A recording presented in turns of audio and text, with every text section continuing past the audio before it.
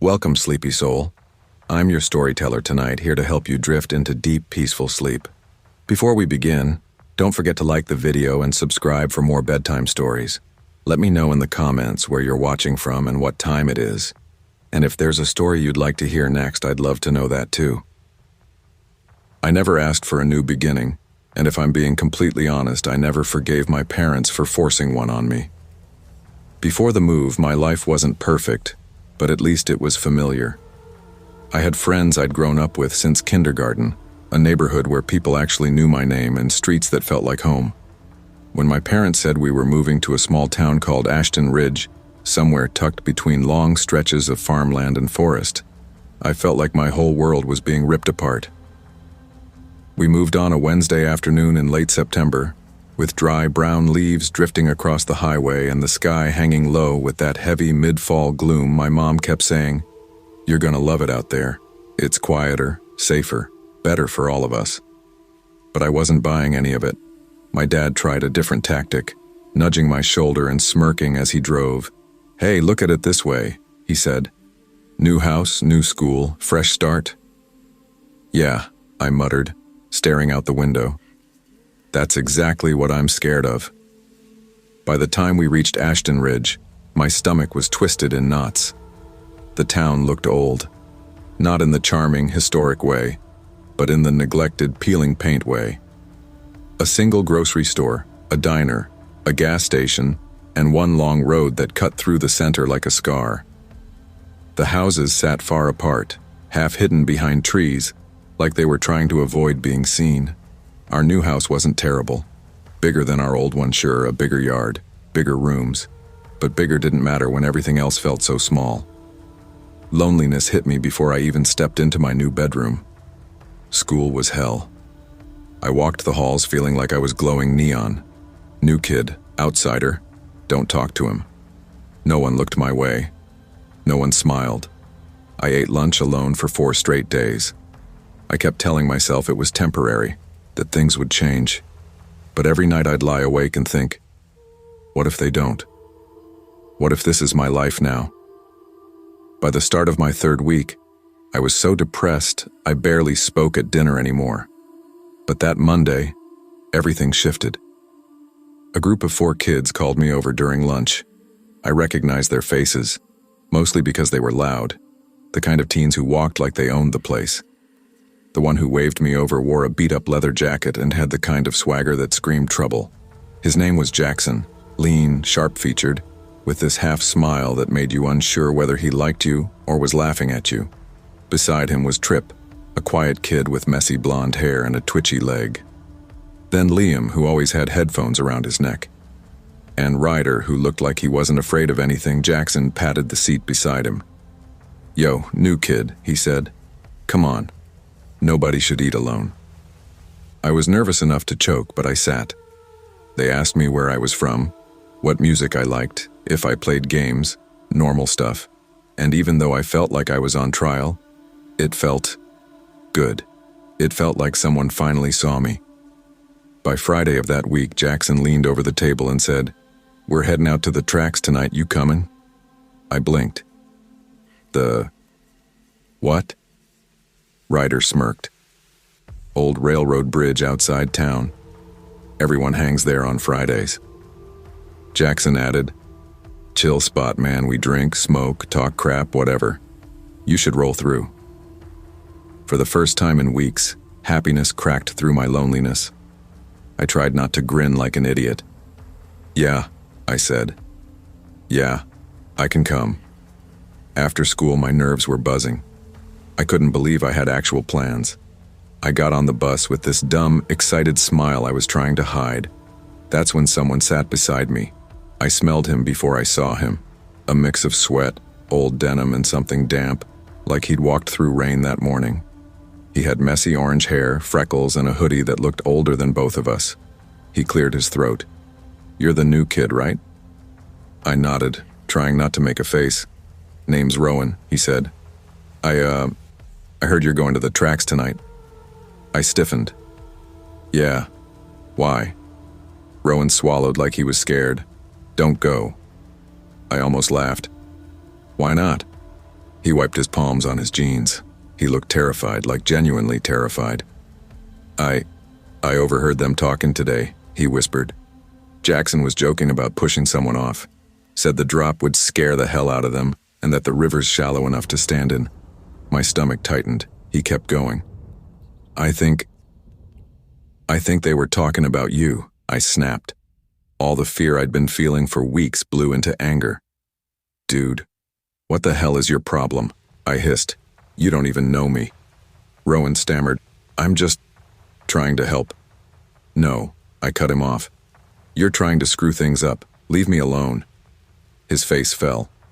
He muttered something I didn't catch, then forced his way out of the seat and moved to the back. But the damage was done. All night his words kept replaying in my head. Push someone off. Shallow water. They were talking about you.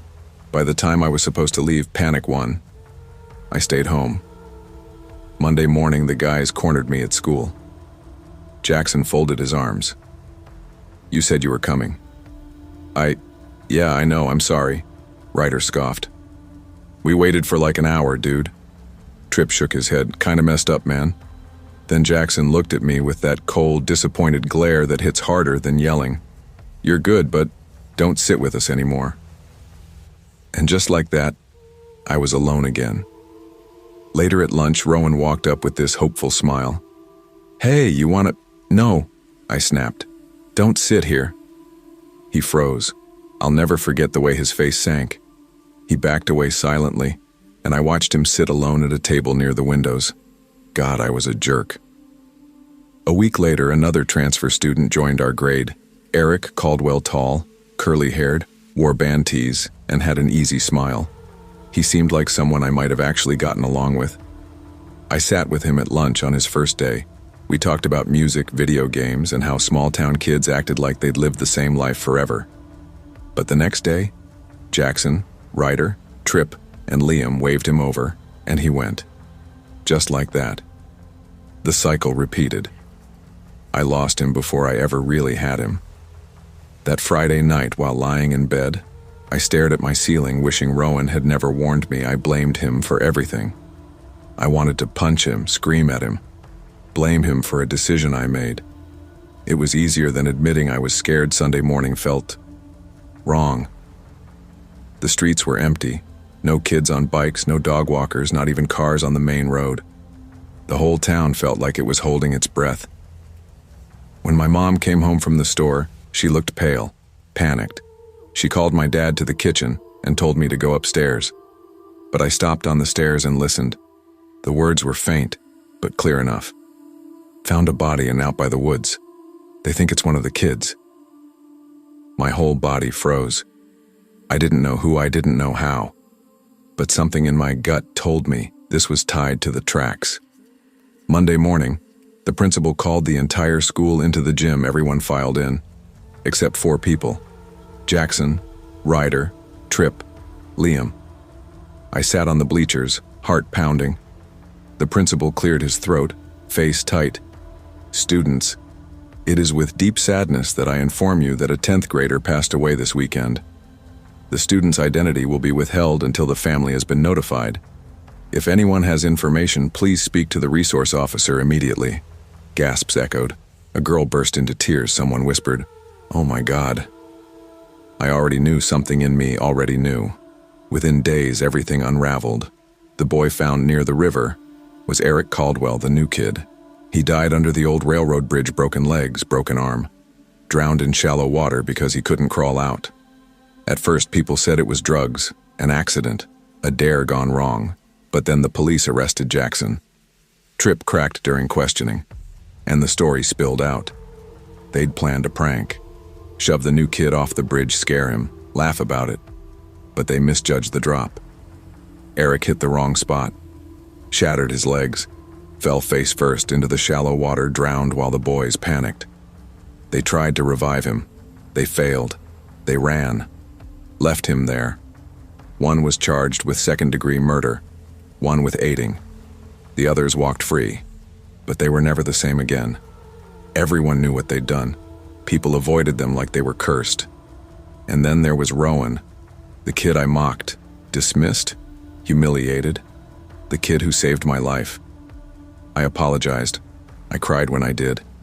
He cried too. We became inseparable after that. Friends for nearly 20 years, until the night his car skidded on black ice 3 winters ago. He died on impact. I think about him every day. Not just because he was my closest friend, but because without him I would have been on that bridge. I would have died in that river. He didn't warn me because he wanted a friend. He warned me because he was a good person, a better person than I deserved at 15. I never thought a quiet town could swallow a part of your soul the way a city never could. When we lived in Manhattan, way back when my wife and I were still scrambling through NYU, noise was just oxygen car horns, sirens, subway screeches, the rumble of trucks early in the morning. It was chaotic, but it didn't scare me. Not the way silence eventually did. Back then we were living in a shoebox apartment near campus, eating late-night takeout and worrying about exams. If you told me I'd eventually end up in the kind of small western New York town where people used phrases like "folks around here," unironically, I'd have laughed. My wife, Lila, always dreamed of quiet, but I only dreamed of her, so quiet came with the package. We stayed in Tribeca for almost a decade, even through the insanity of raising our first kid there. Rent was a disaster, space was a joke, but somehow it felt safe. Safe in a loud way. Safe in a someone's always awake and watching way. But the day our son Liam turned 9, I remember looking out our apartment window and watching him dodge a cyclist, a stroller, and a delivery guy in the span of 10 seconds. And I realized, Tribeca wasn't made for kids. Not really, not the way we wanted. So we started searching, and searching, and searching. After months of looking at homes around Rochester, Buffalo, and places no city person can pronounce right on the first try, we ended up moving to a tiny town called Hawthorne Ridge. 1 grocery store, 1 diner, 1 gas station, 1 small middle school. Blink while driving through and you miss half of it. At the time, it felt like the right decision. Sometimes the right decision ends up haunting you anyway. 2 years after the move, we had our second child, our daughter Nora, a squirmy little firecracker with lungs like a stadium speaker. By then, Liam was almost 12 and had finally made his first close friend in the new town, a wiry, energetic kid named Colby Hartman. Colby was, well, character doesn't even cover it. That kid's imagination was on turbo mode, 24/7. Mr. Lopez, aliens landed in my backyard. I need Liam ASAP. Sir, we found a portal behind the tool shed. Could you please send Liam over? The squirrels mutated again. He was dramatic, theatrical, loud, and honestly, the kind of kid who makes childhood feel like childhood. Liam loved it.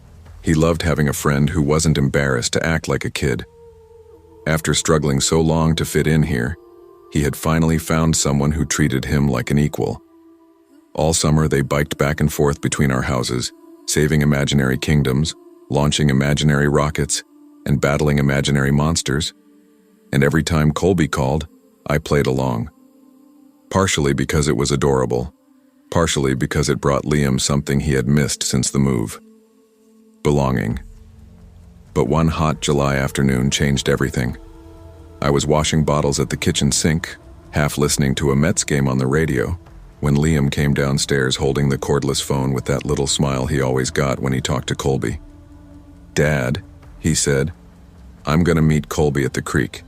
He said there's a man down there giving out gold coins if we go on a quest with him. I turned off the water and looked at him. A man? I repeated. Yeah, just part of the game, like a quest giver. He said it casually, like it made perfect sense. But here's the thing. Never, not once in all their wild scenarios had the mission ever involved an actual person. It was always aliens or pirates or robots or vampires. Never a human. Never someone offering a reward. Dad brain kicked in hard. I dried my hands. Hey, buddy. Colby didn't say he actually saw anyone, right? Liam shrugged. He didn't say he didn't. That bothered me. Let me ask you again. I said gently. Is the man real or pretend? Liam frowned and thought about it longer than I wanted him to. Probably pretend, he said. Colby makes stuff up all the time. But the uncertainty, that pause, burned a hole in my stomach. So when Liam went back upstairs, I grabbed my cell and called Colby's parents. His mom, Karen, picked up. Hey Karen, it's David, I said. Is Colby there? No, he left about 20 minutes ago, she said. He told us he was biking to your house, though. Did he get there already? My chest tightened. No, I said. He said he was meeting Liam at the creek. He didn't stop here. Silence.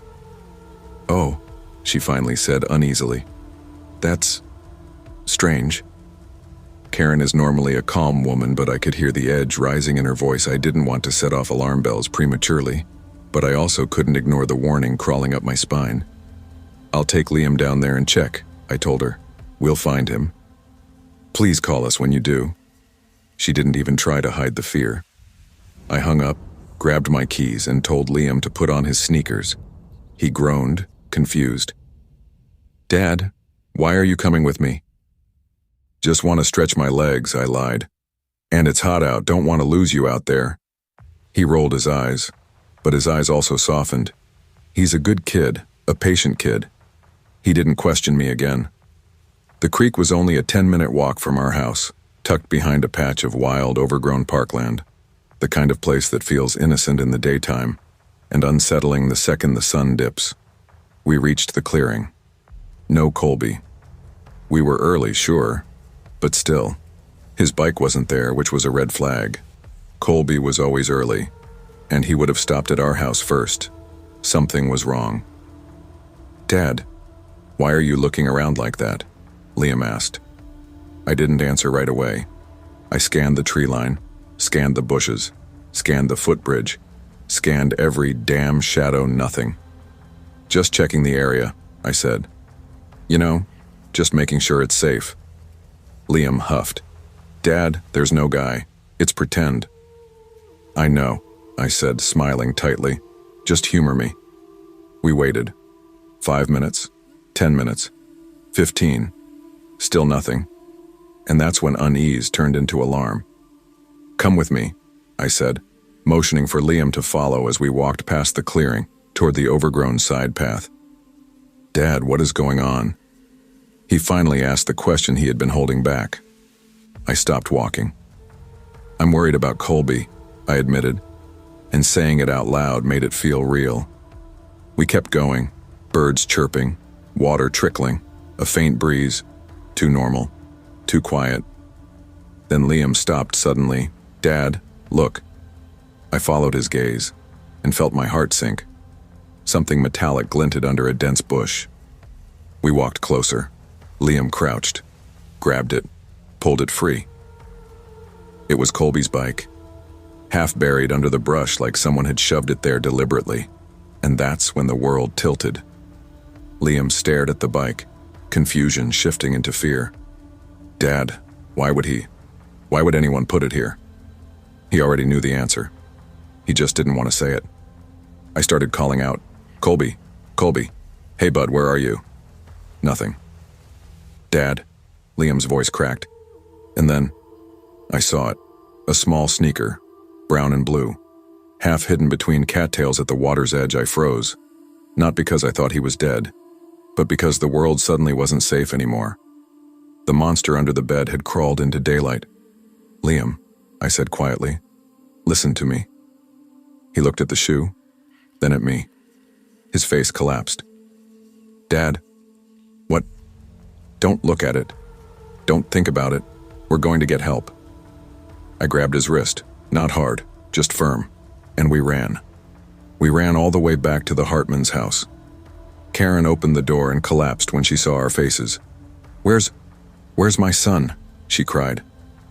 We don't know yet, I said, voice shaking, but call 911 right now. She screamed for her husband and he bolted out the door with me while she called. The rest of that night was a blur of police cars, flashlights, dogs, drones, shouting, crying, panic. They searched the whole park, The creek, the woods, the road, everything. They found nothing. Not the boy, not his backpack, not his phone, not his shirt. Nothing except the bike and the shoe. As if something had plucked him straight out of the world. In the days that followed, Hawthorne Ridge turned into a town under siege. Kids weren't allowed out alone. Parents walked in groups. The diner closed early. People locked doors they never used to lock. But none of that mattered. Because Colby was gone, Karen stopped eating. Her husband stopped sleeping.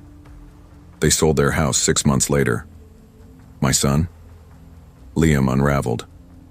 He couldn't sleep. He couldn't go outside without panicking. He couldn't walk near water. He couldn't look at the creek ever again. He blamed himself for saying yes to the quest. He stopped being a kid, and we realized we had ruined his childhood twice. Once by moving him away from home, and again by bringing him somewhere that stole his best friend. We moved away a year later to a different town entirely. Different schools, different neighbors, different everything. But trauma has a long memory. Sometimes, when Liam is sleeping, he still screams. Sometimes when I drive past a lake, my hands go cold on the wheel. Sometimes, even now, when I'm walking with Nora, I catch myself checking behind every tree, every bench, every car, every shadow. Because I still picture that shoe, half submerged, placed carefully, like someone wanted it to be found. To this day, no one knows what happened to Colby Hartman. No one knows who the man by the water really was, or if the kids actually saw someone, or if someone had been watching them all summer long. But I know this. Silence is not peaceful. It's a predator. It waits until you trust it, and then it takes something from you that you never get back.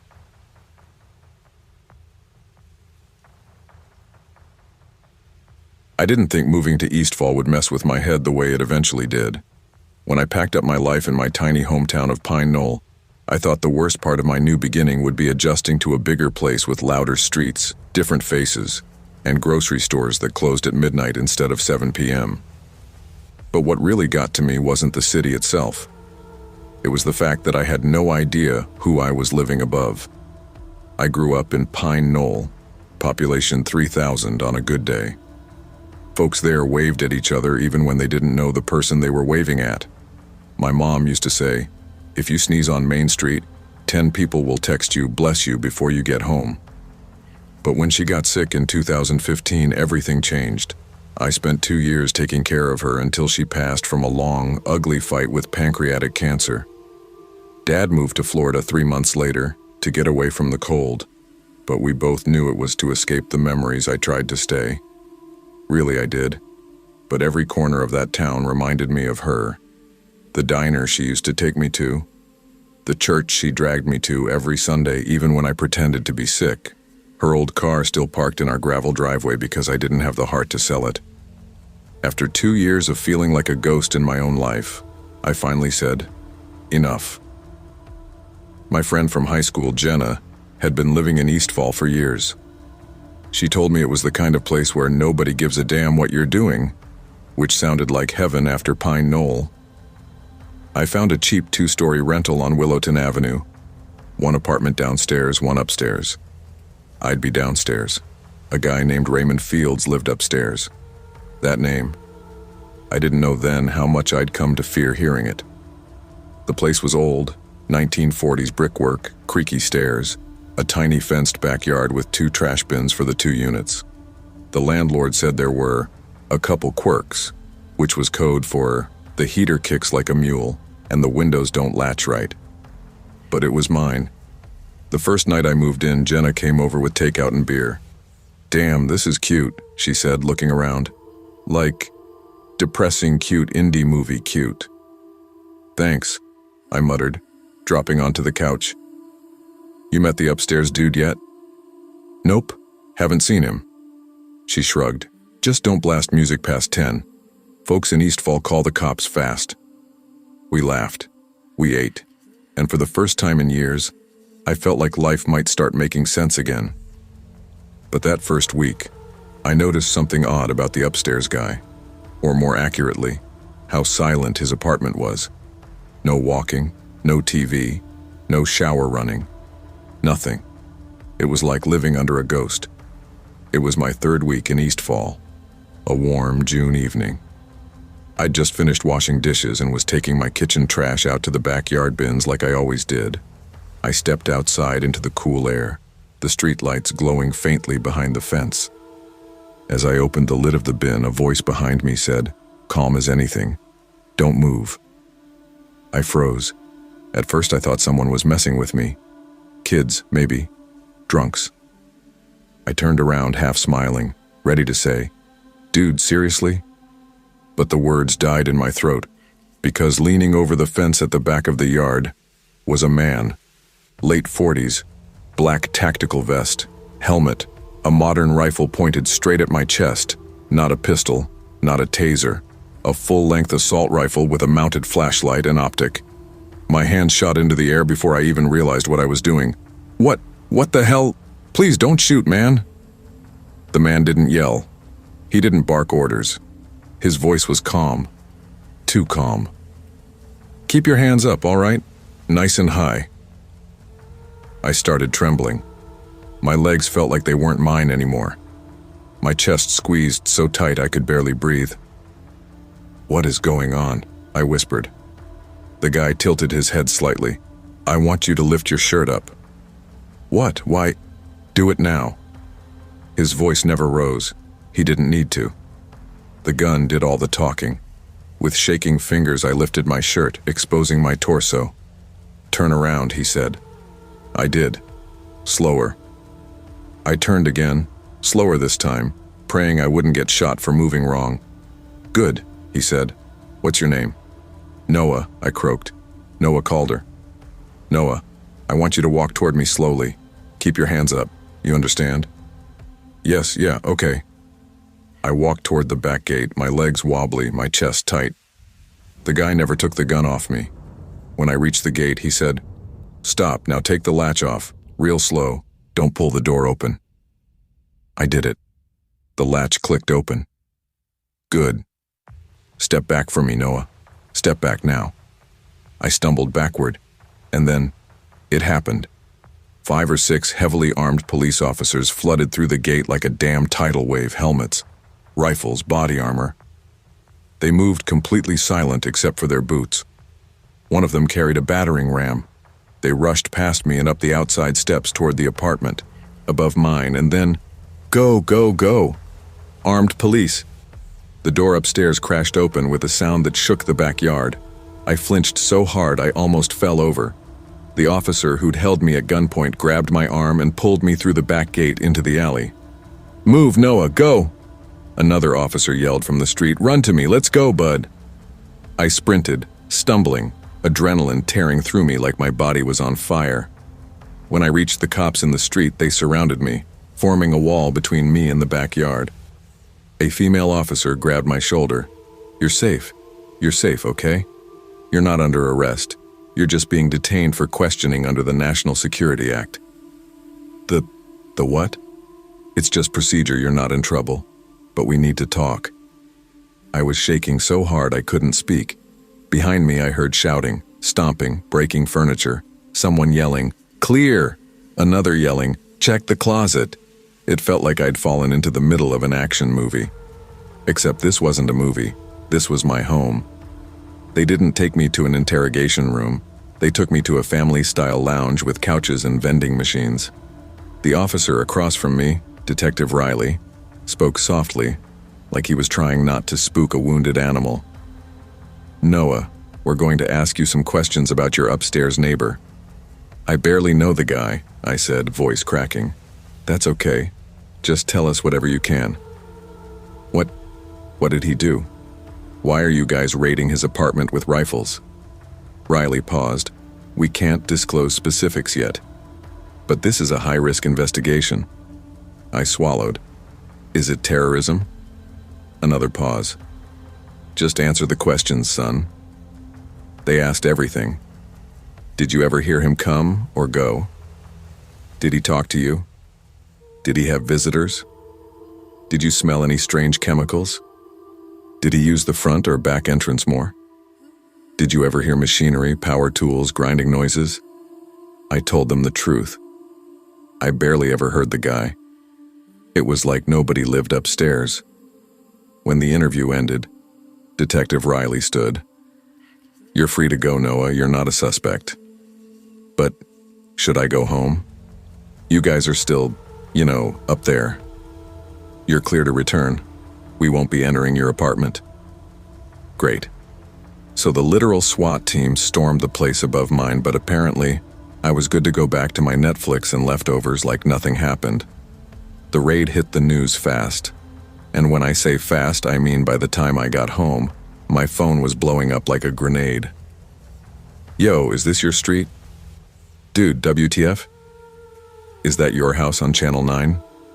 Bro, be honest. Your neighbor a terrorist?" I sat on my couch, shaking, watching a live reporter standing at the corner of Willow Avenue. People gathered outside, blue lights flashed through my windows. I felt like the world had tilted, and for the next hours I kept thinking, that guy lived literally 10 feet above my bed. 10 feet. One floor. A staircase. And I didn't know a damn thing about him. Over the next few days, details leaked. The FBI, DHS, state police. They were all involved. The operation was labeled delicate because they believed the suspect might blow the place if alerted. Meaning, if I had walked out 30 seconds later, if he had heard them approaching, if anything had set him off, we'd all have been vapor. I found out later the man upstairs was suspected of helping a bombing plot involving an out-of-state extremist cell. I didn't know if he was arrested, I didn't know if he ran. I didn't know if the raid found what they were looking for. All I knew was that I'd been living under someone capable of something horrific. Someone who never spoke, never made noise, never turned on the TV. Because he wasn't living normally. He was hiding. He was planning. He was waiting. A week later, the landlord called. "Noah, I know this is a stressful time, but with the situation upstairs, the property's being temporarily shut down for investigations, we'll refund your month and help relocate you." I didn't argue. I already knew I couldn't sleep there again. That night, I packed my bags. Jenna helped. When we finished, she hugged me tight. "You okay?" she whispered. I didn't answer. Because as we walked out, I looked up at the dark, empty window of the upstairs apartment. And for the first time since the raid, I realized just how close I'd come to losing everything. Not just my home, not just my safety, my life. I moved across town within a week. A safer place. Busier. Brighter. But even now, every time I take the trash out at night, every time I hear a noise through the wall, every time a stranger knocks on my door, I freeze because I learned something in Eastfall. You can think you know your neighbors. You can think you live in a quiet street.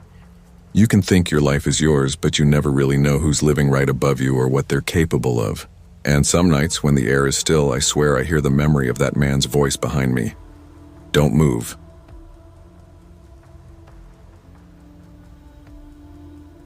I never thought moving to a new town at 27 would feel like rewinding my entire life back to zero. But that's exactly what happened when I left the noise of Chicago and drove 5 hours west into a place called Hawthorne Bend, a small, quiet Illinois town with a population barely pushing 8,000 and the kind of slow, empty streets that make newcomers feel like they're being watched. I moved there because I needed a restart. Or at least, that's what I kept telling myself. In reality, I was running. From a relationship that left me hollow. From a job that chewed me up. From the version of myself I didn't want to be anymore. My dad used to tell me, "Son, when you don't know what you're chasing, you end up chasing ghosts." I never understood what he meant until I stepped out of my car that first evening in Hawthorne Bend, and the breeze felt colder than it should have been, even for early fall. My realtor, a short woman with big glasses named Mila, handed me the keys to my rented duplex and said, "Welcome to Hawthorne Bend. Honey people here keep to themselves, so you'll fit right in." She smiled like it was a joke, but it didn't feel like one. The duplex sat on the edge of a street called Red Willow Lane, lined with maple trees that looked beautiful during the day, but unsettling as the sun went down, like their branches held secrets. Across the street stood a house that instantly caught my eye. A pale yellow two-story with a sagging porch, a half-broken swing, and curtains that never seemed to move, even when the wind blew hard. The kind of house you'd expect to see in the background of an old horror film. Before unloading my boxes, I noticed the front door of that house creak open. A woman, probably in her early 30s, stepped out holding a mug. She didn't wave, didn't nod, just stared at me like she knew exactly who I was. "Evening," I offered. She didn't reply. She just turned around and went back inside. I remember whispering under my breath, "Okay, that's a warm welcome." But I brushed it off. New town, new people. Maybe that's just how folks acted here. I had no idea that within weeks, that same woman would be the reason I'd lie awake every night, terrified to even blink. That first week was uneventful. I got groceries, unpacked, started remote work again, and tried to adjust to the silence. The kind of silence that felt like it wasn't empty, but waiting. Every evening around 8 p.m., I'd hear footsteps outside, slow, crunching footsteps on gravel. I assumed kids walking by, until I looked out once and saw no one, not a single soul, just the wind moving dead leaves. One night, while taking my trash bins to the curb, I saw my neighbor again, the woman from the yellow house. She was standing on her porch, arms wrapped around herself like she was cold, but the temperature was warm. "Hi again," I called. "Sorry if my moving in caused any disturbance or... You shouldn't be here." The way she said it, flat, emotionless, made the hair on my arm stand up. Sorry? I'm renting legally. Papers all clear." "That's not what I mean." She tightened her grip around herself. "They don't like newcomers on this street." "Who?" Her eyes flicked toward the dark backyard behind my duplex. "You'll see." Then she went inside and shut the door. I stood there like an idiot, holding 2 trash bags and wondering if I'd just met the town crazy. I didn't know then that everything she said was literal. About 12 days after I moved in, things escalated. It started with a sound, soft but clear. Knock, knock, knock. At 1:37 a.m., I sat up in bed instantly. My room was dark, except for the glow from my Wi-Fi router. I listened hard. Then again, knock, knock, knock. This time louder. I grabbed my phone, turned on the flashlight, and tiptoed to the window near my door. But there was no one outside. Just empty street. No cars passing. No porch lights on. "Probably some teenagers messing around," I muttered.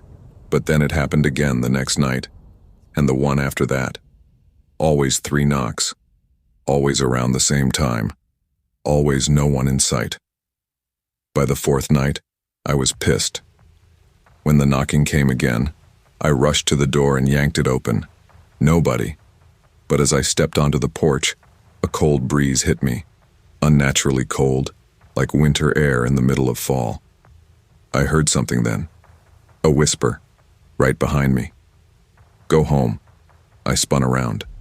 No one. But I wasn't alone, I could feel it. Heavy, like the air itself pressed down on me. I slammed the door shut and locked every latch. The next morning, while I was loading my car, a man from 2 houses down approached me. Tall, calm, maybe late 40s.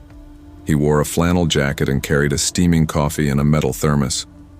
"You must be the new guy," he said. "Name's Ellis." I let out a breath. A normal person. Finally. "Yeah, I'm Tyler." "You sleeping okay?" he asked casually. I froze. Why do you ask?" He shrugged. "Folks on Red Willow Lane sometimes don't get the best rest. Old street, old noises, town's got a history." "What kind of history?" He hesitated. "That yellow house across from you? The one with the woman?" "Yeah." "Don't bother her too much. She's been through hell. Name's Lorie. Lost her husband a few years back." I nodded, remembering her warning. "She told me something weird," I said. Something about newcomers. Ellis cut me off. Yeah, she does that. Don't take it to heart. He took a sip of coffee. But listen, if you hear unusual stuff at night, don't open the door. Just ignore it. I frowned. Why? What's going on around here? He looked at me with eyes that carried too many secrets. This town remembers things, even when people don't. Then he walked away, leaving me more confused than before. A week later, Hawthorne Bend changed forever. I was driving back from the grocery store when I saw flashing lights near the river bridge, police cars, county trucks, and a small crowd gathering. Curiosity got the better of me, so I parked on the side and walked over. Someone whispered behind me. They found another one.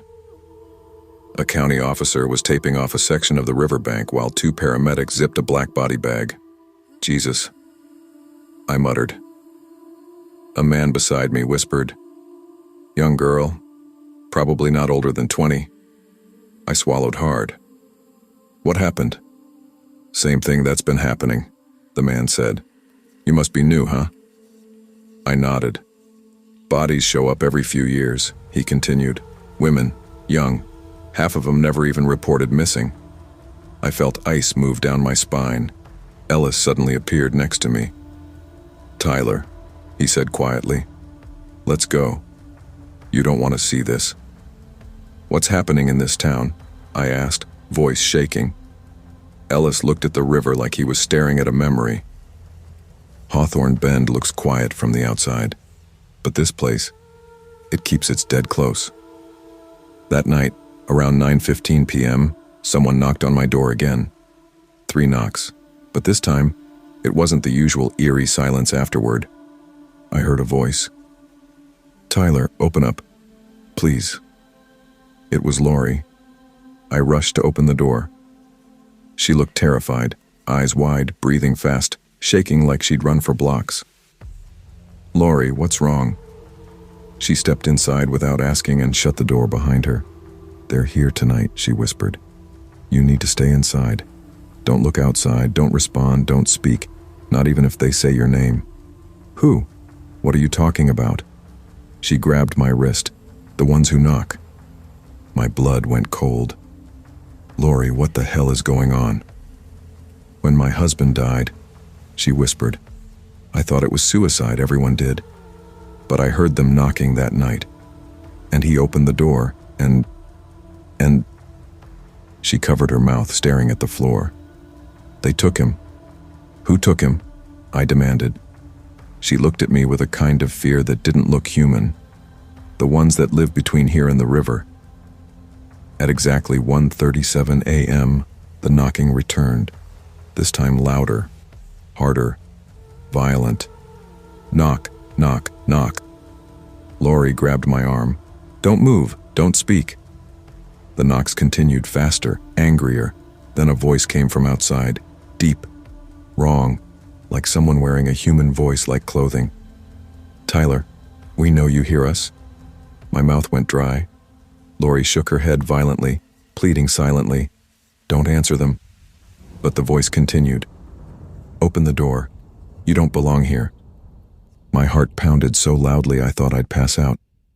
Then I heard footsteps, slow, dragging footsteps, moving around the side of my house toward my bedroom window.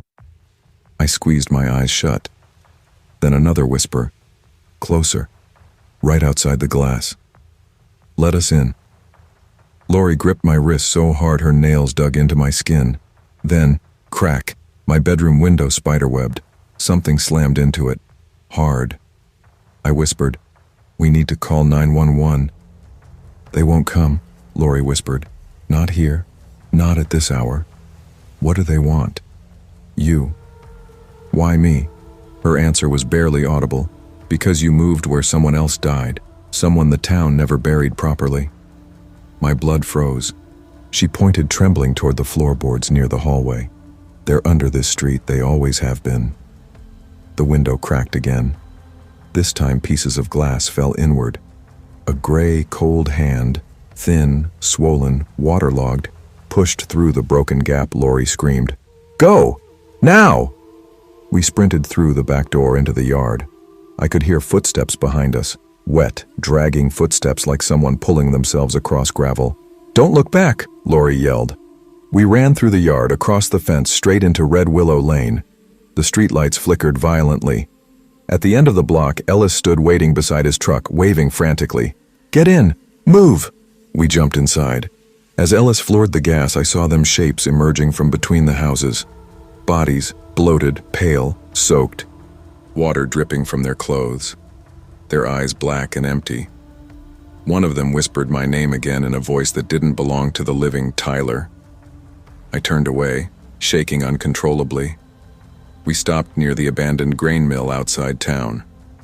Ellis turned the engine off and faced us. "You weren't supposed to move on to Red Willow," he said quietly. "That street, it was built over the old river path. The town rerouted the water back in the 1940s after a string of drownings." "Drownings?" I whispered. "Not accidents," Ellis said. "Girls, young women, all of them taken at night. Folks back then didn't know what to call it, so they blamed the river, said it was hungry." "That's ridiculous," I muttered. Ellis shook his head. "Maybe, but the bodies kept showing up, and the town learned to adapt." I stared at him. "Adapt how?" Ellis exhaled slowly. "We don't go out after midnight. Not on that street. And we sure as hell don't answer the knocking." My voice broke. "So they're, what, ghosts?" "Call them what you want," Ellis said. "But they take who they take. And they only target newcomers. People the town won't miss yet." "I felt sick," Lorie whispered. "They came for my husband. And they'll come for you again." We stayed at the mill until sunrise. Then Ellis drove me back to my duplex so I could pack and leave town. But when we pulled up, everything looked normal. No broken window. No footprints. No damage. Like the night never happened. I stepped inside cautiously. The air was warm. Calm. Until I saw something sitting on my kitchen table. A river-soaked wallet. Not mine. Inside, the ID belonged to a man named Parker Hill, age 29. The same age I was. And the address? My duplex. My unit. My exact home. "Jesus Christ," I whispered. Ellis froze. "That's the last guy who lived here." Lorie's eyes filled with tears. "They left it for you." I backed away, heart slamming in my chest. Then the knocking came. Not outside. Not on the door.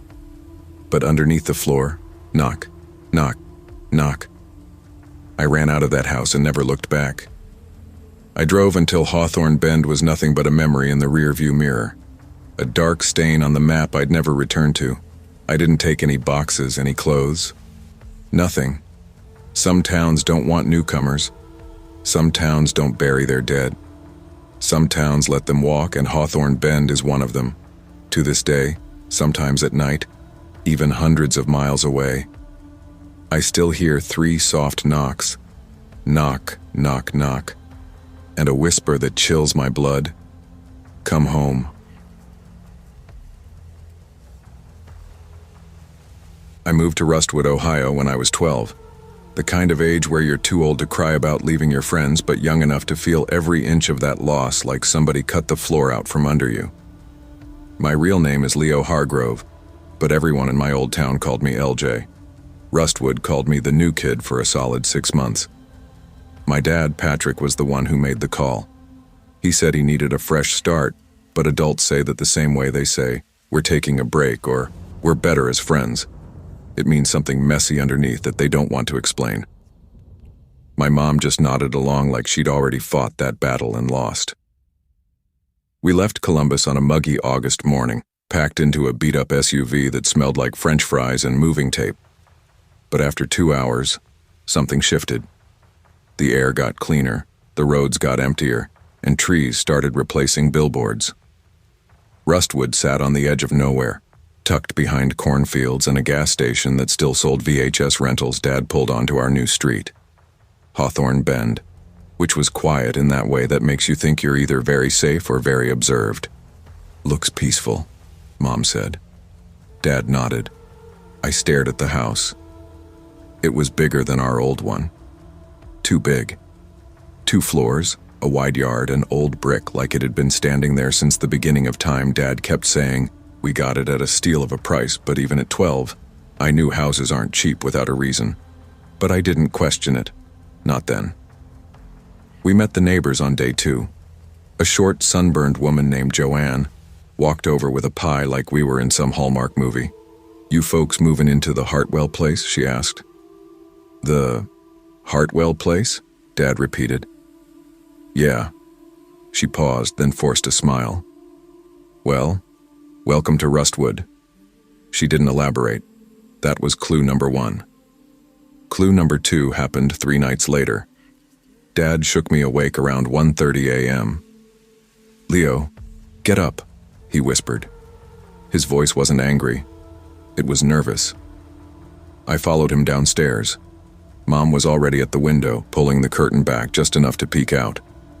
"What?" I asked. Dad pointed toward the backyard, his jaw stiff.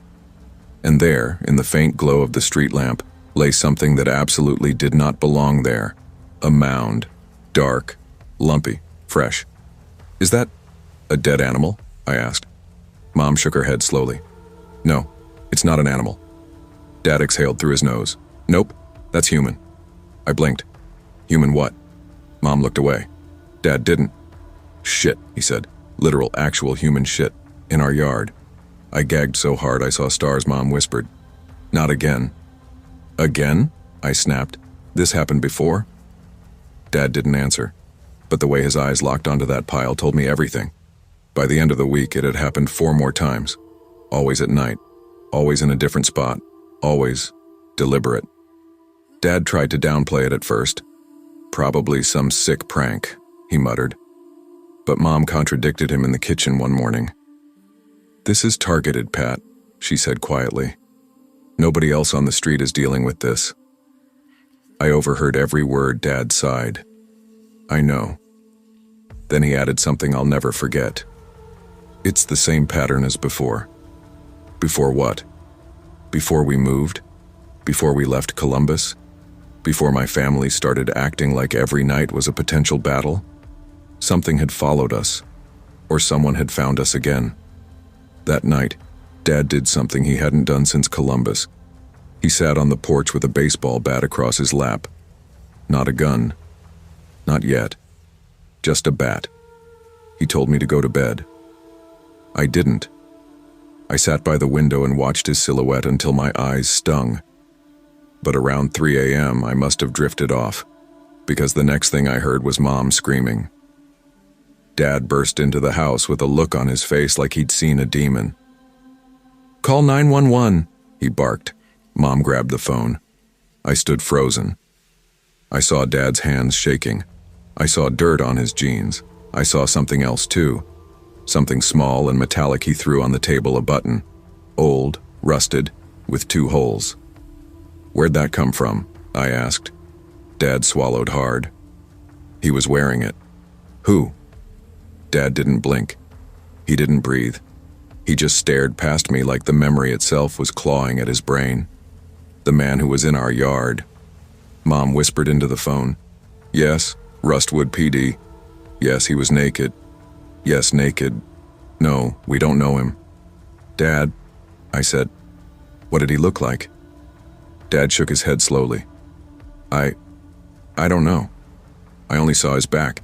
He had mud all over him. He climbed our fence like he'd done it before." Then he whispered, and he laughed. My spine locked. "What?" Dad looked more alive and terrified than I'd ever seen him. He laughed, Leo, like he knew I was watching, like he'd been waiting for me. 2 days later, Rustwood PD sent a deputy. He was tall, sun-spotted, and looked like he'd rather be fishing. "Y'all got varmints or something?" he asked. "Human ones," Dad snapped. The deputy shrugged like that wasn't even the weirdest thing he'd heard that morning, but then he said something strange. "You folks buying this place from the Marlins, right?" Mom nodded. The deputy breathed out through puffed cheeks. "Yeah, they had some problems." Dad stiffened. "What kind of problems?" The deputy shook his head like he'd said too much. "You'd have to ask him," They left town real quick. Then he leaned in, lowering his voice. If you see the man again, don't confront him. Call us, that's it. Got it? Dad didn't answer. I did. Yeah, I said. We got it. He nodded and left. When the door closed, Mom turned to Dad. Pat, they knew the previous owners knew. Dad rubbed his temples. Yeah, they did. Then I asked the question that had been burning through me for days. Dad, has this happened before? Back in Columbus? Dad froze. Mom's eyes widened, furious. You never told him? He didn't need to know. I need to know now, I shouted. Dad looked at me for a long time, then he said, yes, it happened before, but never this. Bold. The attacks, the intrusions, escalated. It started with the piles, then footprints, then the fence posts being loosened at night. One morning we found our back door unlocked, the same door Dad always double-checked. Another night, Mom found muddy handprints on the shed. But what changed everything was the note. Dad found it pinned under a rock on the porch. Ragged handwriting, crooked letters. Missed you. Mom's legs buckled. Dad tore the note in half like ripping paper could destroy the meaning behind it, I whispered. He followed us. Dad didn't respond. Because we all knew the answer. Dad bought a camera, a good one. He didn't sleep. He barely ate. He sat by the window every night with the bat next to him, snapping pictures whenever the motion light flickered. But the man, the intruder, was smart. He stayed in the blind spots. He ducked low. He moved like he knew the land better than we did. But on the 8th night, something finally changed. Dad yelled for Mom. I jumped out of bed and sprinted to the hallway. He's here, Dad cried, and I saw him too. A man, thin, covered in mud, hair matted to his shoulders, crawling along the edge of our yard like some feral animal. And yes, he was naked. Mom gasped, "Oh my God!" Dad shoved the door open. "Hey, you sick bastard!" he roared. He ran into the yard with the camera raised. "Pat!" Mom screamed. "Don't!" But Dad didn't stop. He snapped photo after photo, getting closer and closer. Then, in a split second, the man turned, and he sprinted at my father. Not ran, not panicked, charged. "Pat, back up!" Mom shrieked. Dad stumbled. The man slammed into him, grabbed the camera, and smashed it into the ground. Dad punched him in the jaw. The man laughed, actually laughed, grabbed Dad's shirt, and whispered something in his ear. I saw Dad's face drain of color. Mom yelled for me to call 911. The man lunged again. Dad swung the bat wildly. Neighbors yelled. Porch lights snapped on. Footsteps thundered across grass. The naked man bolted, climbing the fence in one movement and vanishing into the dark woods behind our house. The cops came. They found mudblood, footprints, and one perfect unbroken piece of film from the shattered camera. A close-up of the man's face. Gaunt, eyes too wide, mouth twisted in a grin that didn't belong to a human. Rustwood PD used the photo to make flyers. News stations picked it up. The town buzzed with warnings. And then, 3 days later, the cops came knocking. "Mr. and Mrs. Hargrove, we need to talk." The man had been arrested, found sleeping under an overpass 50 miles away, but due to a clerical error, wrong date, wrong form, wrong signature, wrong God knows what, he was released the same day before anyone could interview him, before any mental health eval, before any fingerprints. Dad stared at the officer like he was joking. "You let him go?" Dad shouted. The officer swallowed. "We made a mistake." Mom screamed at him until her voice cracked. I sat on the couch shaking. Dad said only one thing. "We're done. We're leaving tonight." We didn't pack. We didn't clean. We didn't say goodbye. Dad grabbed what he could fit into the SUV. Mom grabbed the lockbox with our documents. I grabbed my backpack and nothing else. We drove. Past Rustwood. Past the county line. Past every place that felt even remotely familiar. Dad didn't stop until morning. I'm 25 now. Rustwood feels like a dream I shouldn't remember but can't forget. Last month, I went home to visit my parents. Dad was quieter than usual. Mom made me promise not to bring up what happened, but I asked anyway. Dad, did they ever find him? Dad stared at the table. He found us, he said softly. That's what you're really asking. I swallowed. Why us? Dad finally met my eyes. When you were a baby, he lived 2 houses down. He was always off, always watching. One night he tried to break into our old house. After that we moved, and then moved again, and he kept showing up, not right away, sometimes years later, sometimes months, but always eventually. I felt my breath catch, so Rustwood wasn't random. Dad shook his head. He wasn't pooping in our yard because he was sick. He wasn't doing it to scare us. He was marking territory, telling us he was there, telling us he wasn't done. My chest tightened. Do you think he could come back again? Dad looked toward the window. I don't know, son, he said. But I still check the yard every night.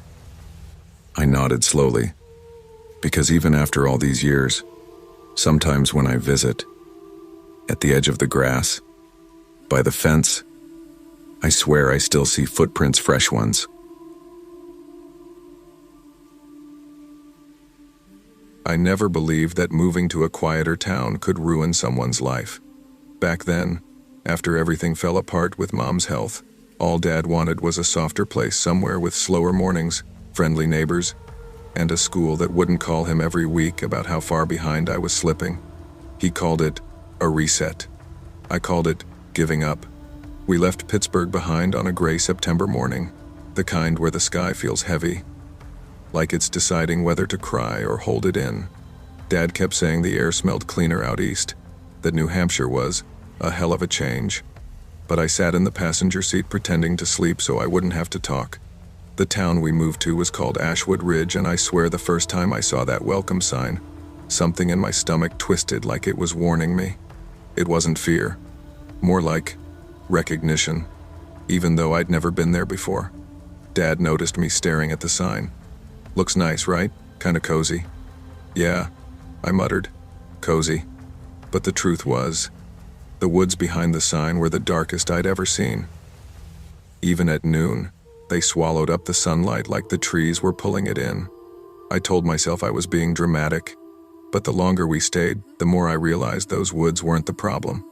The people were. Our new house sat at the very end of a narrow road called Marrow Lane. Dad laughed when he saw the street sign. Who names a road after bones? That's metal as hell. Or creepy, I said. He snorted. Kiddo, everything's creepy to you. I didn't answer because he was half right. After Mom died, everything felt wrong in ways I couldn't explain. The house itself was weird, not old, not new. The frame looked maybe from the 60s, but someone had redone parts of it in a way that didn't match the rest. A modern porch bolted onto weathered siding, fresh shutters but cracked window frames, like someone tried to make it look inviting, but couldn't hide what it really was. A tall woman in a faded denim jacket was sweeping her driveway when we got out of the car. She stared a second too long before forcing a smile. You must be the Garlands, she said. I'm June Porter.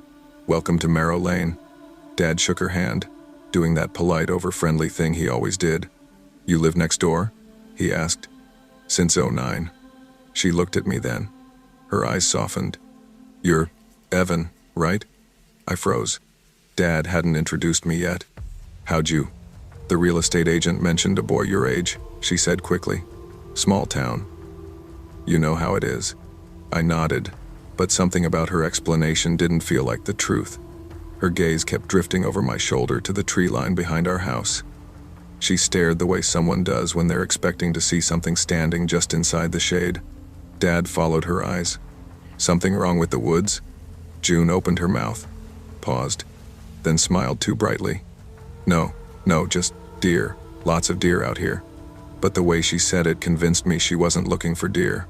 She was watching for something else. Our first night in the house felt colder than it should have.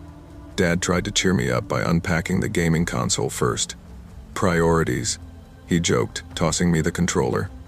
School doesn't start until Monday. Let's break the world record for most irresponsible use of a Saturday.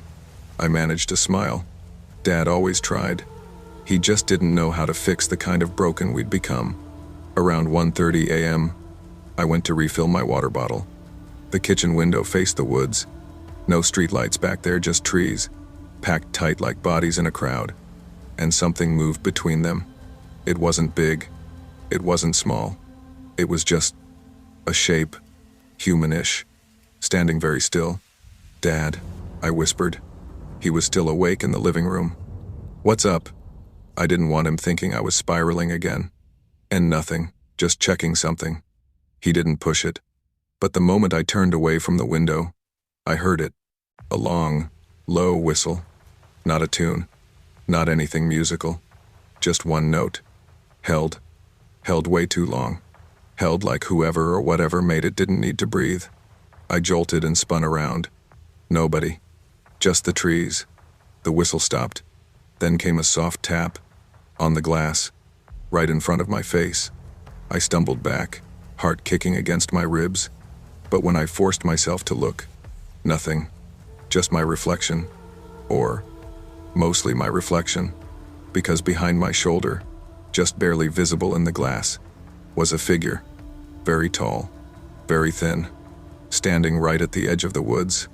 Watching the house. Watching me. I blinked and gone. I didn't sleep the rest of the night. Ashwood Ridge Middle School looked like something out of a postcard, tiny brick building.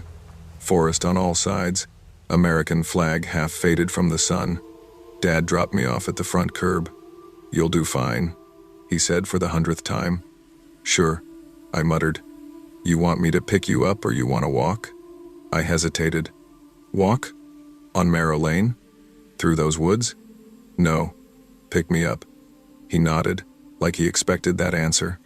Inside the school, the halls were lined with trophy cases full of photos teams, old class portraits, local award winners, but half the photos had missing faces. Not scratched out, not damaged, just blurred, like the camera forgot who it was supposed to capture. A girl with curly brown hair and a purple hoodie caught me staring. "You're the kid who moved into the Garland house, right?" I blinked. Yeah, I'm Evan." She didn't offer her name. She didn't smile. She just said, almost whispering, "You shouldn't live there." My stomach tightened. "Why not?" She looked around, checking if anyone could hear. "Bad things happen on that street." "What kind of bad?" "Just, don't stay out after dark," she said quickly. "And don't go near the woods behind your house." Before I could ask more, she walked away fast, almost running. That was the first actual conversation I had at that school. Everyone else reacted the same way the next few days. "Oh, Marrow Lane. That's where he lives? Why'd your dad pick that house?" I kept hearing the same sentence whispered like a curse. "The line runs behind that one." When I asked what the line was, nobody answered. Some walked away. Some looked scared. And one kid, a tall, pale boy with a Red Sox cap, leaned close and said, "Don't ask about the Ashwood line if you like sleeping." The way he said it made it clear. This wasn't a ghost story. It was a rule. By the third week, the whistling became a routine. Always late. Always one long note. Always from the woods. Sometimes it was closer. Sometimes farther. But always there. Dad didn't hear it. Or maybe didn't want to. One night, after the whistle stopped, I heard something else, leaves crunching. Very slow. Very intentional. Like footsteps. I grabbed my phone and quietly crept to the back window. Between two pines, I saw glowing eyes. Yellowish. Reflective. Animal? Maybe. But animals don't stand upright. And animals don't speak. Because the thing in the woods did. A low whisper drifted through the glass. "Eva on." My chest tightened so hard I couldn't breathe. Something moved behind me. I spun. "Dad." "Jesus," I gasped. He raised his hands. "Sorry, kiddo. Didn't mean to scare you." I pointed to the trees. There was something out there. He looked, then looked again, then sighed. Evan, we talked about this. You get, I'm not imagining it. I snapped. Dad's face tightened, hurt flashing across it. He didn't say it out loud, but I knew the thought in his head. After your mom, your brain isn't the same. He was scared for me, but I was terrified for us. Come on, he said gently. It's late. Try sleeping. Try. The first snowfall came early. Ashwood Ridge looked postcard perfect. Too perfect. On a Saturday morning, Dad decided we needed to actually socialize before people think we're hermits. He drove us to Misty's Diner, a small local breakfast spot painted light blue with Christmas lights up year-round. Everyone stared when we walked in. Not subtle, not polite, just stared. A waitress with tired eyes and a name tag that said Tess led us to a booth. You folks are the ones living on Merrill Lane, right? She asked, placing menus in front of us. Dad nodded. Yep. House at the end. Tess sucked in a breath like she'd touched a hot stove. You, like it there so far? It's a roof, Dad said lightly. Tess hesitated, then said in a near whisper, well, if you ever hear something at night, just don't go outside. I froze. Dad laughed like he thought she was joking. You mean coyotes? Tess didn't laugh. No, not coyotes. Before we could ask more, a man sitting alone in the corner called out, Tess! Coffee! She scurried away. I turned to look at the man. He was staring directly at me. Not at Dad. At me. His face was weathered, cheeks hollow, beard patchy. His clothes looked worn, faded flannel, heavy boots. He had the kind of presence that sucked warmth out of the room. When he saw me looking, he crooked a finger. Dad noticed. You know him? No, I whispered. But the man motioned again. Slow. Beckoning. Dad frowned. Stay here. I'll handle it. No, I said quickly. Don't. But Dad was already up. He walked over to the man's table. Their conversation was short. Dad came back stiff, jaw clenched. What'd he say? I asked. Dad didn't answer. Dad? He stared ahead for a moment before muttering. Finish your pancakes. We're leaving after this. He didn't speak again the entire drive home. And that night, the whistling came twice. On Monday, the girl in the purple hoodie found me at lunch. She sat across from me without asking. I'm Lena, she said finally. I figured I should tell you before something happens. Cold shivers crawled up my arms. Tell me what? She leaned closer. You've heard it, the whistle. My blood iced. How do you? Everyone near the woods hears it. She whispered. But only some people hear their name. I swallowed hard. So what is it? Some psycho in the woods? A hermit? A bear someone raised wrong? Lena shook her head slowly. It's the line keeper. I stared. That's the dumbest name I've ever. It's not a name. It's a job. Her eyes were trembling. Someone or something walks the border between our world and what's past the tree line. Like a monster? No. Worse. She took a breath. It used to be human. I felt the cafeteria noise fading around us. What does it want? I whispered. She hesitated. It wants the kids born on the wrong year. I blinked. What does that even mean? In Ashwood Ridge, she said quietly. Every 13 years, one kid is marked. One kid the woods call back. They say it started before the town existed. They say... She stopped, because a shadow fell over the table. A teacher. Mr. Hensley. Lunch is outside today, he said. Let's go. But he didn't look at me. He looked at Lena, with a warning, like he knew exactly what she was telling me, and didn't want her to. 2 days later, the town went silent. A 7th grader named Paul Wren didn't show up to school. By noon, people were whispering. By 8th period, teachers looked shaken. By dismissal, police cars were parked outside. Dad picked me up early. What's going on? I asked. Missing kid, he said quietly. They're searching the woods. I felt a chill climb up my spine. Which woods? Dad didn't answer for a second. Then, the ones behind our house. I stiffened. Dad. He gripped the steering wheel harder. They think he wandered off. Snowstorm last night. Easy to get turned around. But I remembered something Lena said. Every 13 years, one kid. Marked. Did anyone hear? Whistling last night? I whispered. Dad didn't respond. He didn't have to. I already knew. That night, I woke to a harsh wind shaking the windows. Except the trees weren't moving. The wind wasn't real. What I actually heard, was breathing. Right outside my bedroom wall. Slow. Deep. Wet. Like lungs that hadn't practiced in a long time. Then, tap. Tap. Tap. Not on the window. On the siding. Right beside my bed. My hands shook as I lifted the curtain. Snow. Nothing but snow. No. There. Footprints. Leading straight from the woods. Up to the house. Stopping below my window. And next to them, another set. Bare feet. Huge. Deep. Sunken like whoever made them weighed far too much. The breath outside stopped. The whistle began. Low. Long. Closer than ever. I ran to Dad's room shaking. Dad, something's outside, Dad. Wake up, Dad. He shot up, eyes wide, grabbing my arms. What happened? Evan. What? I pulled him to the window. The footprints were still there. His face drained of color. Jesus Christ. Do you believe me now?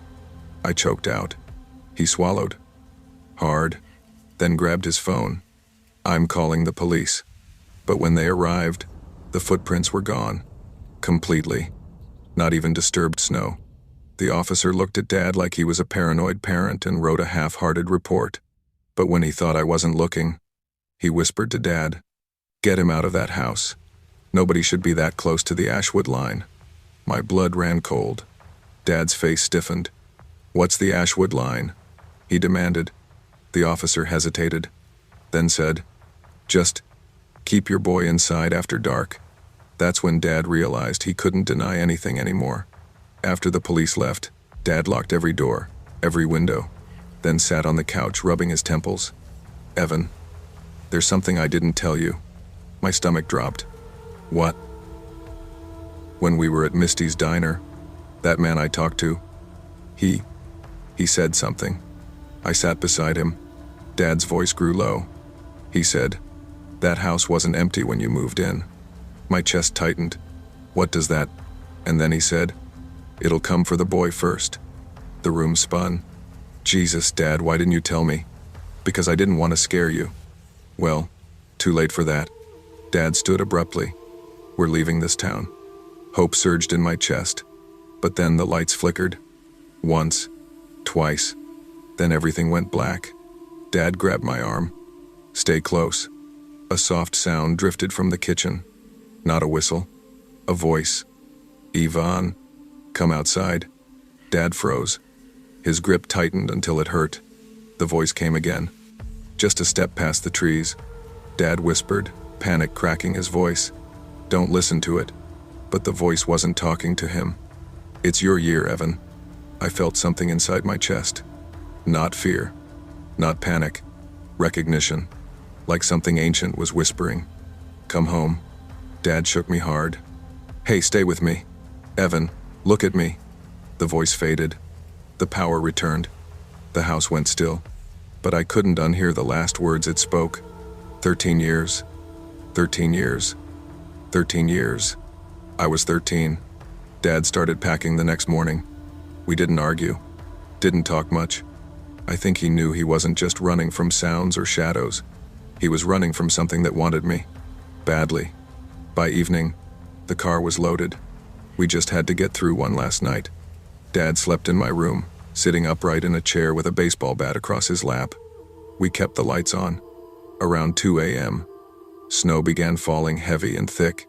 Then, crunch, crunch, crunch. Footsteps in the yard. Dad stood, bat raised, eyes locked on the window. I held my breath. The whistle came again. But this time, there were two whistles. One long, one shorter. A call, and an answer. Dad whispered, "Stay behind me." But I moved to the window. I don't know why. I don't know what pulled me, but when I looked out, my heart nearly stopped.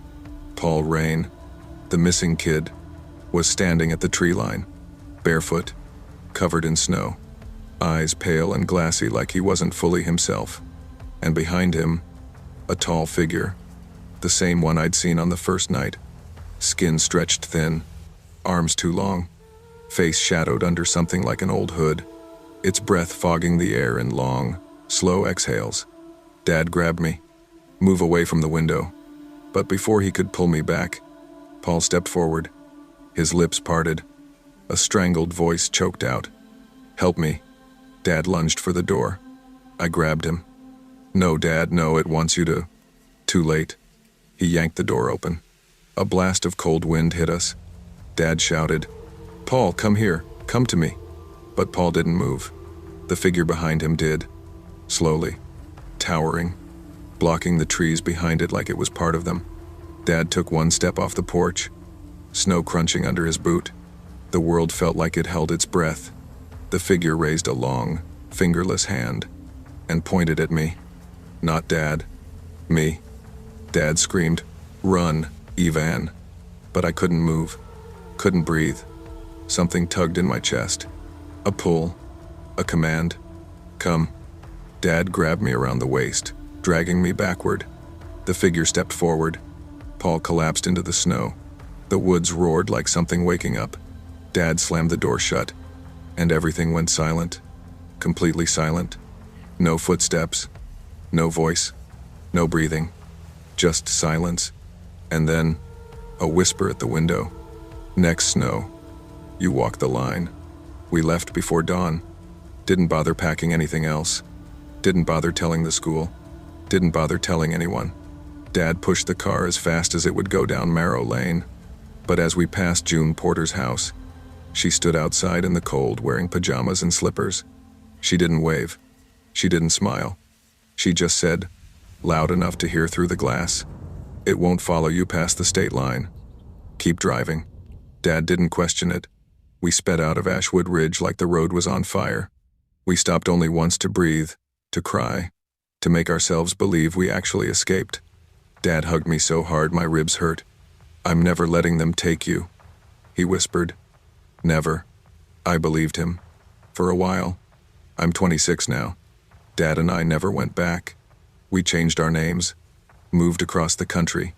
We don't talk about Ashwood Ridge. We don't talk about the line. But last week, a letter arrived. No return address. No stamp. No handwriting. Just a plain white envelope. Inside was a single scrap of paper, with 4 words, "Snow falls tomorrow night." I moved to the window.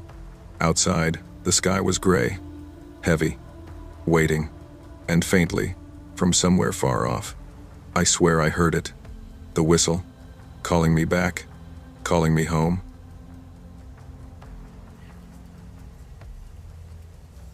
I didn't plan on ever telling this story, not to my wife, not to my brother, not to anyone. But sometimes life hands you moments that cling to you so tightly that you can't brush them off, no matter how much time passes. And when those moments keep you awake at 3 a.m., staring at your ceiling and replaying every detail, you eventually give up and write them down. I guess I should start with who I am before I get to what happened. My name is Luca Ferrillo, and for most of my life I was just a second-generation restaurant kid trying to keep my father's legacy afloat. My dad, Gianni, came to Chicago from Naples at 21 with $20, a butcher knife, and a chain-smoking habit.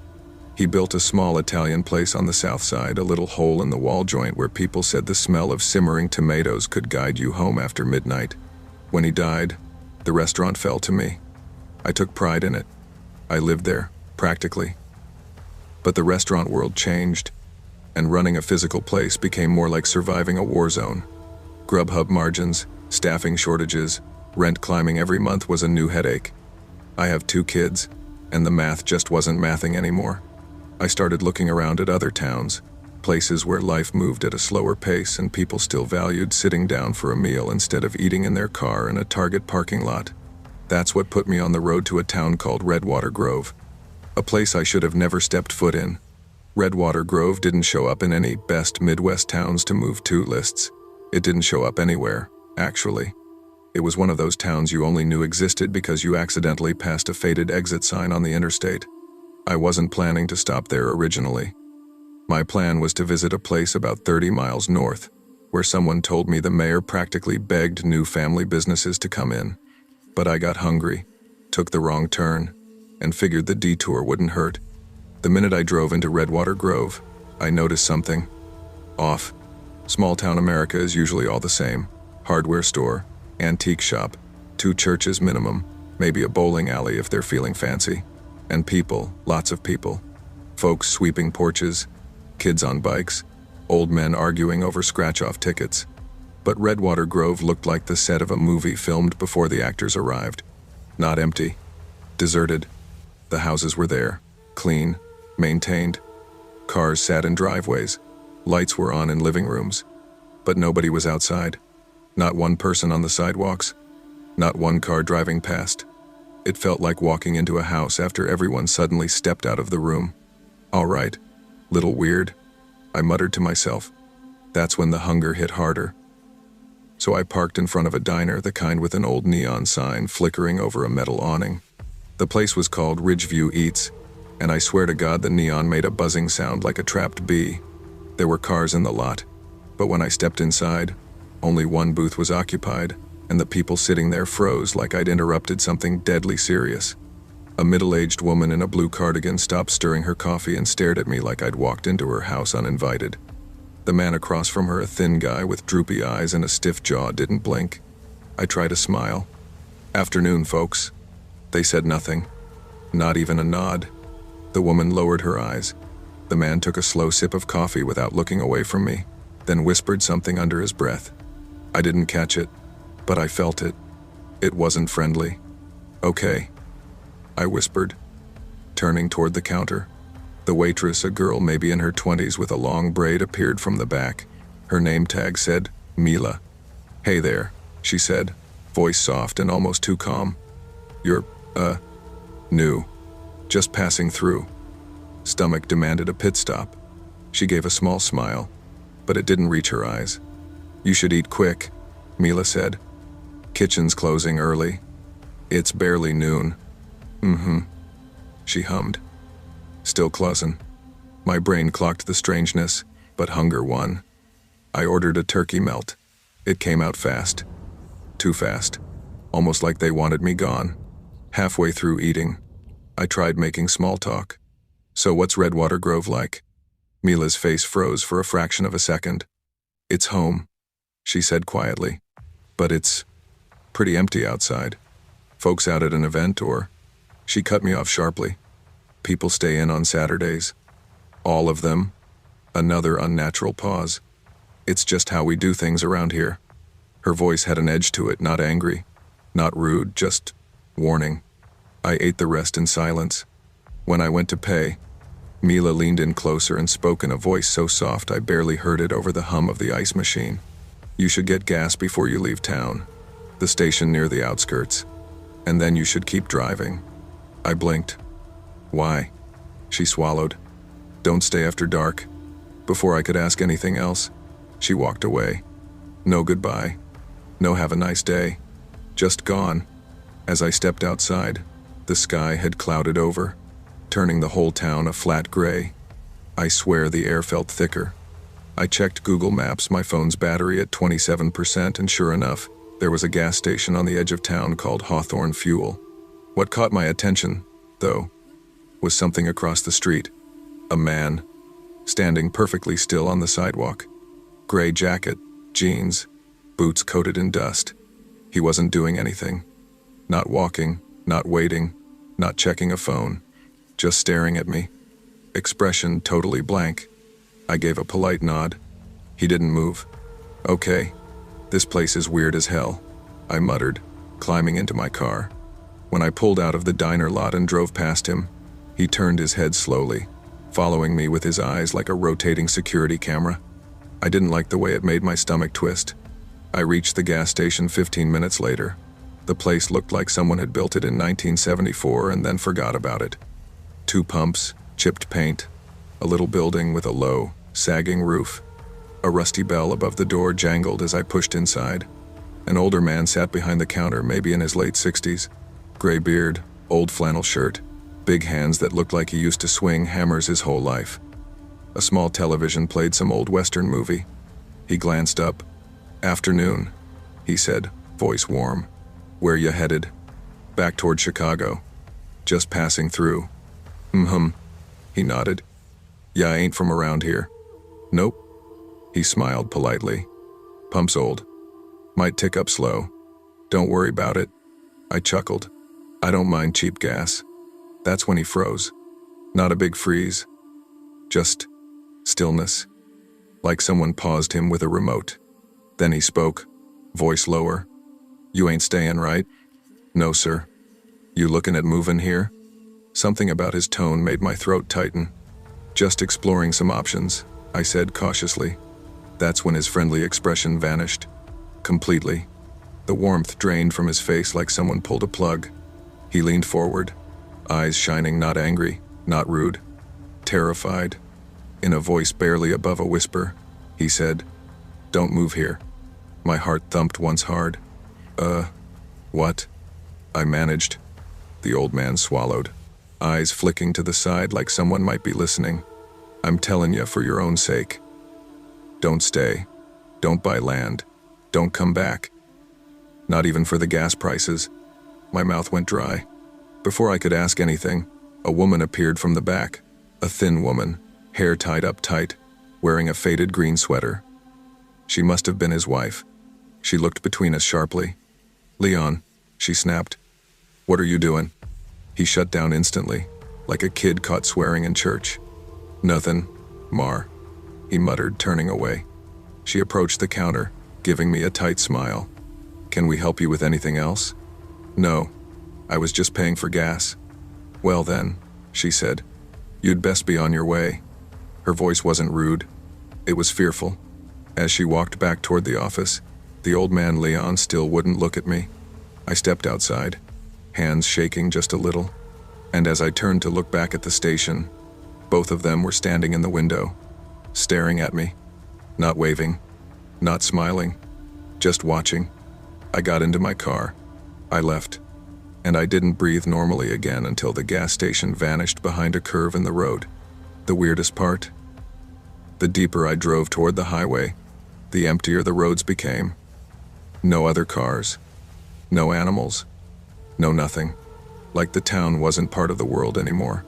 After 10 minutes, I reached a four-way intersection. The light was blinking red. I slowed, looked both ways. That's when I saw her, Mila, the waitress, standing on the corner. Her braid was messy now, her breathing hard like she'd run the whole way. She ran up to my window and knocked rapidly. I rolled it down halfway. "Jesus, are you okay?" She glanced over her shoulder. "You gotta go," she whispered harshly. "Like right now." "You shouldn't have talked to Leon. They don't like outsiders asking questions." "Who's they?" She looked terrified. "You need to leave. I'm not supposed to be out here." "Who told you?" She swallowed and grabbed the doorframe. "Everyone." Her eyes welled with tears. "Please, don't stop in Redwater again. Don't look back. Don't try to figure it out. Just go." Before I could say another word, she stepped back and hurried away, running toward a cluster of trees behind an abandoned house. I rolled up my window, heart pounding. I pressed the gas. I didn't look back. The whole drive home, I kept trying to rationalize it. Small towns are weird. People are private. Maybe I caught them on some strange holiday or local ritual day. Maybe they had some town meeting and didn't want strangers poking around. Maybe I overthought it. But that night, when I told my wife everything from the diner to the gas station to the terrified old man, she didn't laugh. She didn't dismiss it. She went pale. "Luca, you need to forget that town." "I don't know if I can," I whispered. I didn't sleep that night, because even in my own bed, I felt watched. 3 months passed. I kept telling myself it was just a weird day, weird people, weird vibes. But the thing that kept bothering me was the fear in Mila's voice. Not discomfort, not rudeness, fear. One night in early winter, I dreamt I was driving back through Redwater Grove. The streets were dark, the houses boarded up, the neon sign of Ridgeview Eats flickering wildly. And as I drove past the diner, I saw Mila standing on the sidewalk, her braid whipping in the wind. She mouthed something. I couldn't hear it. I woke up sweating. I told myself I would never go back. Never. But life doesn't care about promises. A year later, I was driving along I-88, coming back from a food supplier meeting. Snow was coming down hard. My GPS glitched, rerouted me, and before I realized what was happening, I saw the exit sign. Redwater Grove 2 miles. The muscles in my hands tightened on the wheel. No, I whispered. No, no, no, not again. I tried to steer away. The car skidded on ice just slightly, forcing me to slow down. I pulled into the breakdown lane, heart hammering against my ribs. The snow grew heavier, making visibility worse. I didn't want to be there. I didn't want to take that exit. But as I tried to inch forward again, a figure appeared in the snow, standing on the shoulder, facing my car. I slammed the brakes. My headlights illuminated a face I recognized instantly. Mila. Her hair was shorter now, her face thinner, her eyes sunken. She looked like she hadn't slept in months. I rolled the window halfway down, shivering. Mila? What? She didn't smile. She didn't blink. She whispered, "You came back." I didn't mean to. My GPS. You need to go. I know. I'm trying. No, she said sharply. You need to go now, before they see you. My throat tightened. Who? She stepped closer, breath visible in the cold. They don't let people leave twice. Her voice trembled on the last word. I felt my stomach drop. What does that mean? She looked back toward the tree line behind her. They're already watching. I followed her gaze, and that's when I saw them. Dozens of shapes, standing between the trees, not moving, just silhouettes in the snowfall, still as statues. I couldn't see their faces, but I felt their eyes. I could feel them as clearly as the cold in my lungs. I whispered, "Jesus Christ." Mila leaned in, her voice cracking. "Drive, Luca. Don't slow down. Don't stop. Don't ever come back. If you do, they won't let you leave a third time." My body moved before my brain did. I hit the gas. The wheels screamed on the ice. The car lurched forward. I didn't look back. Not once. I didn't tell anyone about seeing Mila again. Not my wife. Not my kids. Not my brother. Some nights I lie awake and replay her words, her trembling breath fogging in the cold air, the shapes behind her, unmoving. I checked Google Maps a few months ago. Redwater Grove isn't listed anymore. The exit sign is still there, but the town name is gone. Just a blank green board with missing letters. I don't know what happened. I don't know what they are. I don't know why Mila warned me again. But sometimes late at night I swear I see silhouettes in the trees across the street from my house. Not moving, just watching. And every time I blink, I wonder if Redwater Grove followed me home.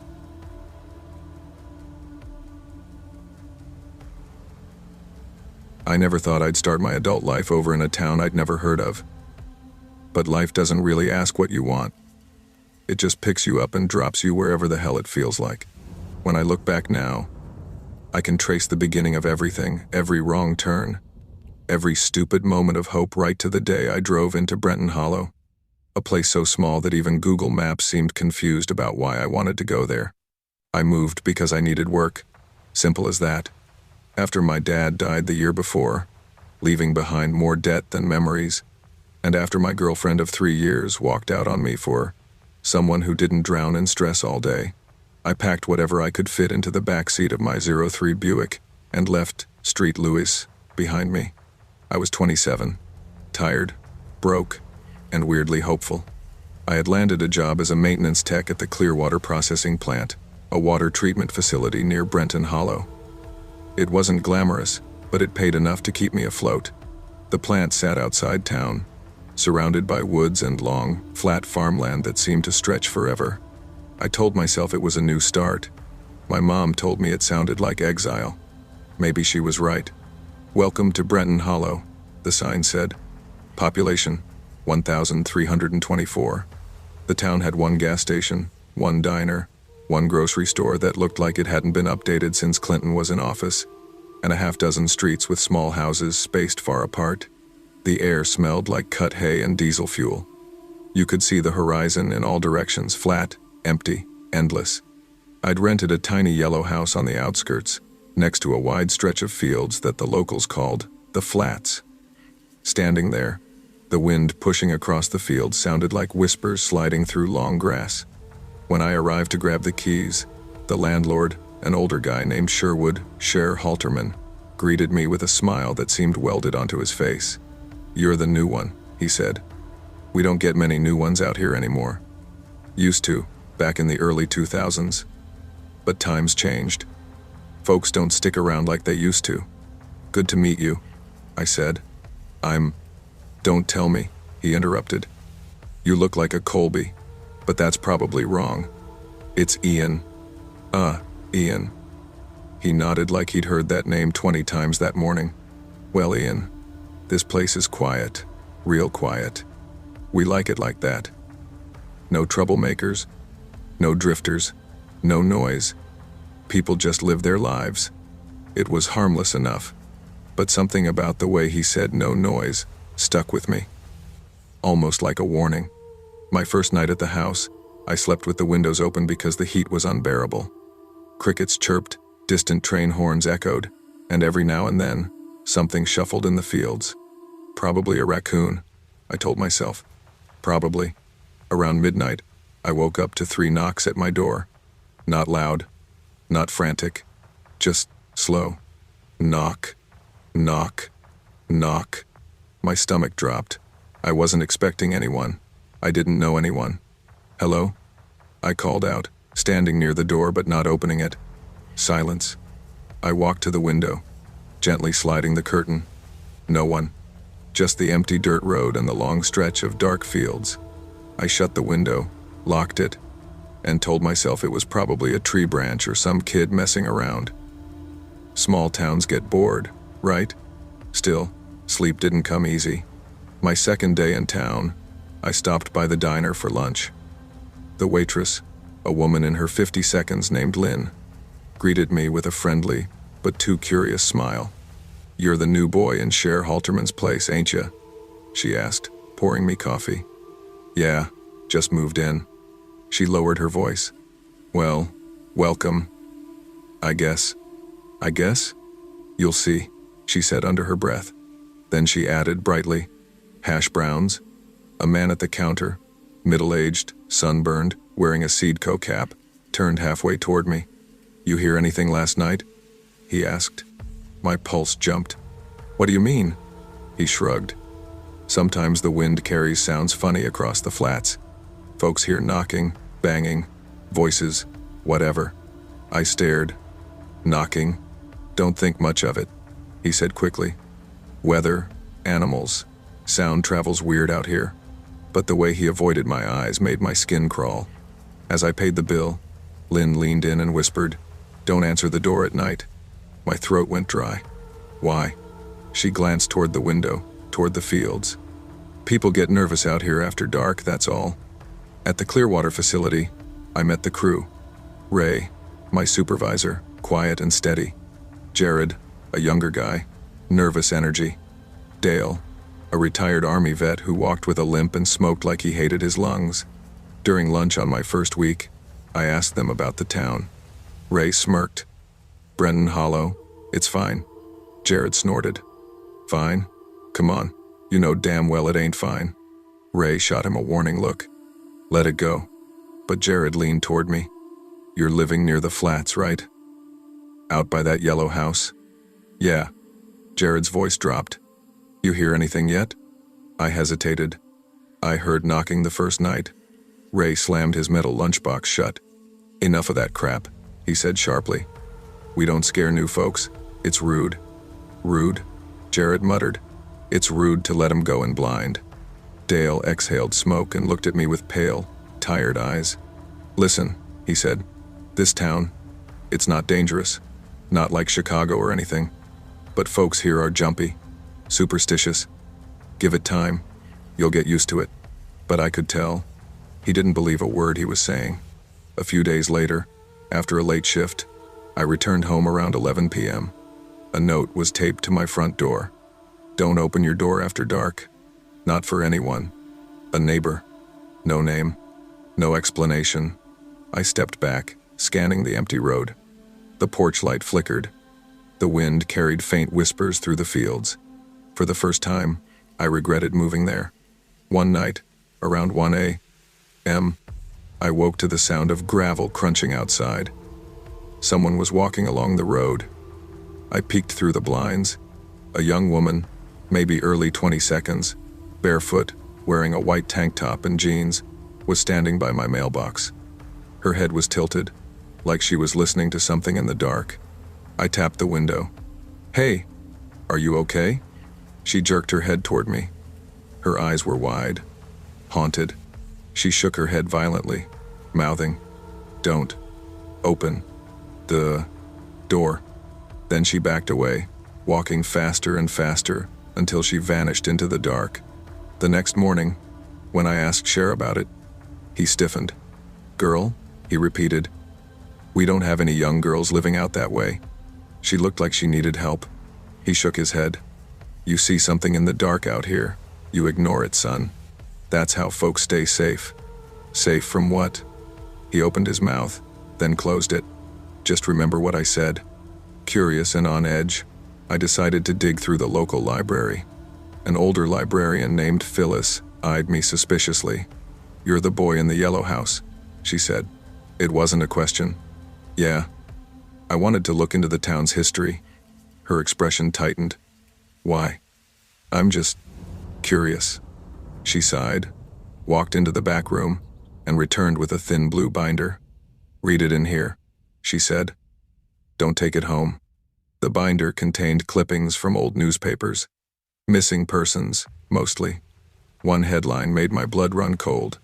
"Missing family of 3 in Bradley County, 1,989. Another, "A couple found dead near the flats, no suspects." And another, "Local girl disappears after knock at door. What happened to them?" I whispered. Phyllis shook her head. "This place has seen more loss than it deserves. That's all." "Was anyone arrested?" Her eyes hardened. "No, and you shouldn't go poking around. Brenton Hollow don't forget, and it don't forgive."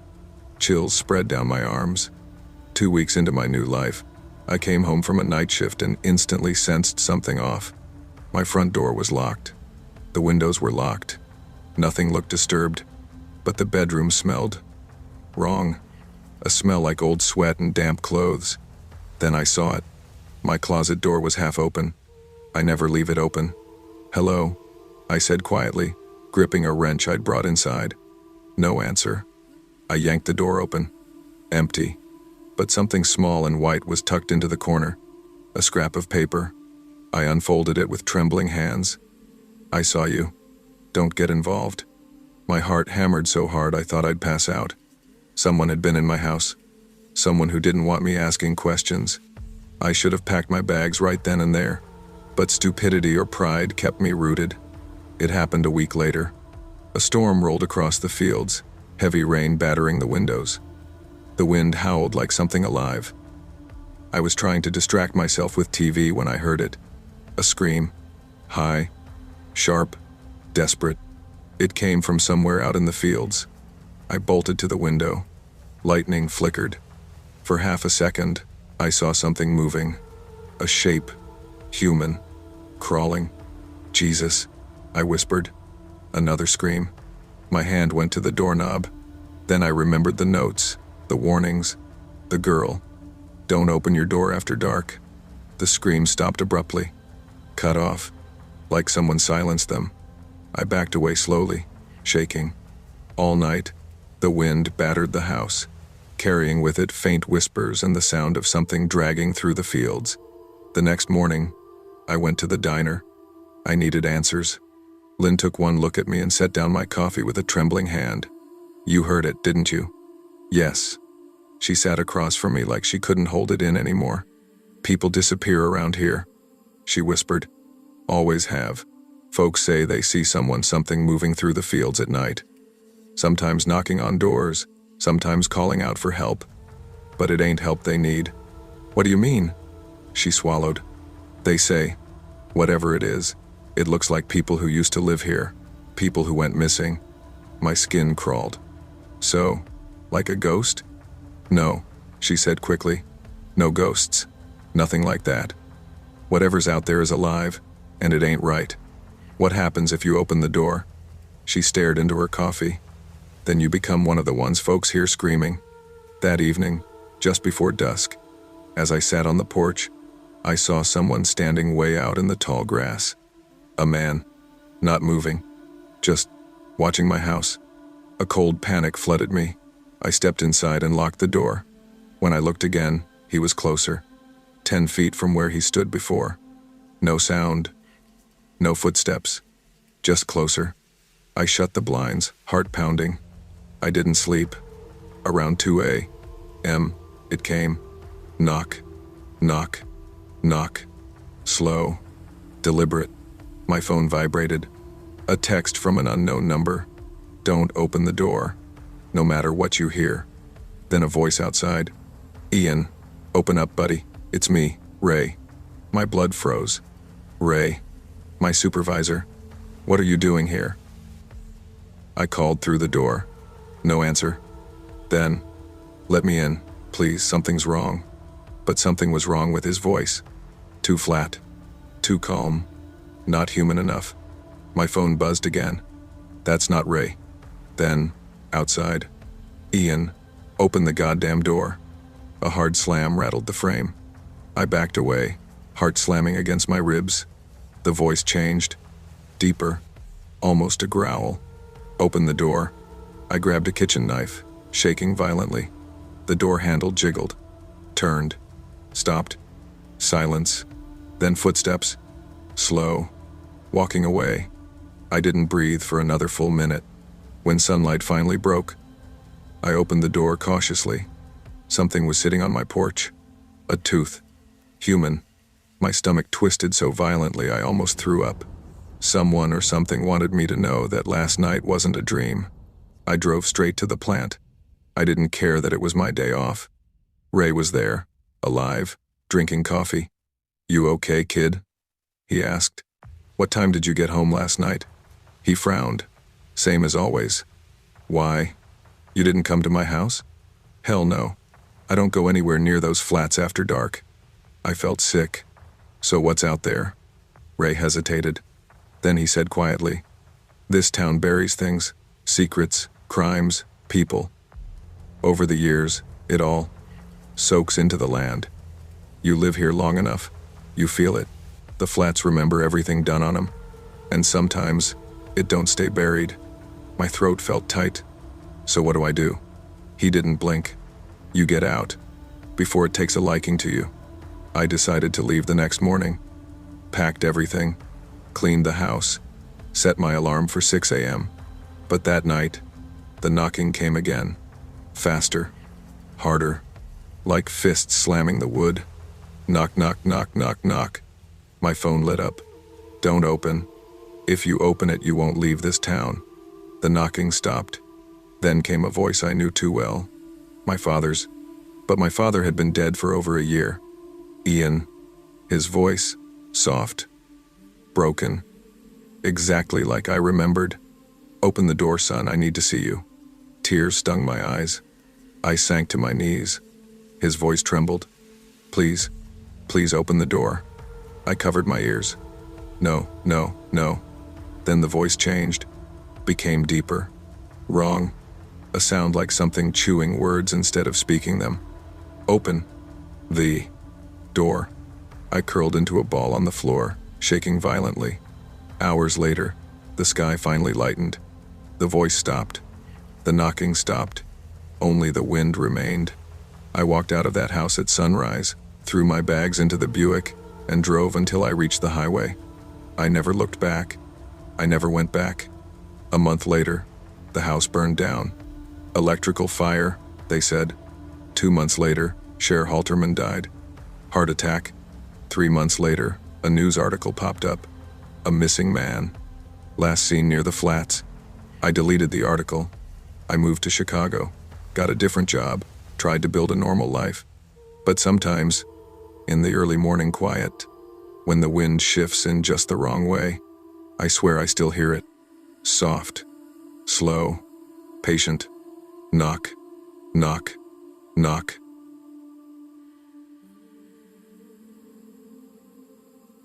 I never thought moving to a small town would actually change the way I slept at night. I grew up thinking sleep was just something your body did, something automatic, like blinking or breathing. But after what happened in Hartwell Ridge, I learned sleep isn't automatic at all. It's a privilege, and some people lose it forever. Before I tell you what happened, I gotta explain why I even moved out there.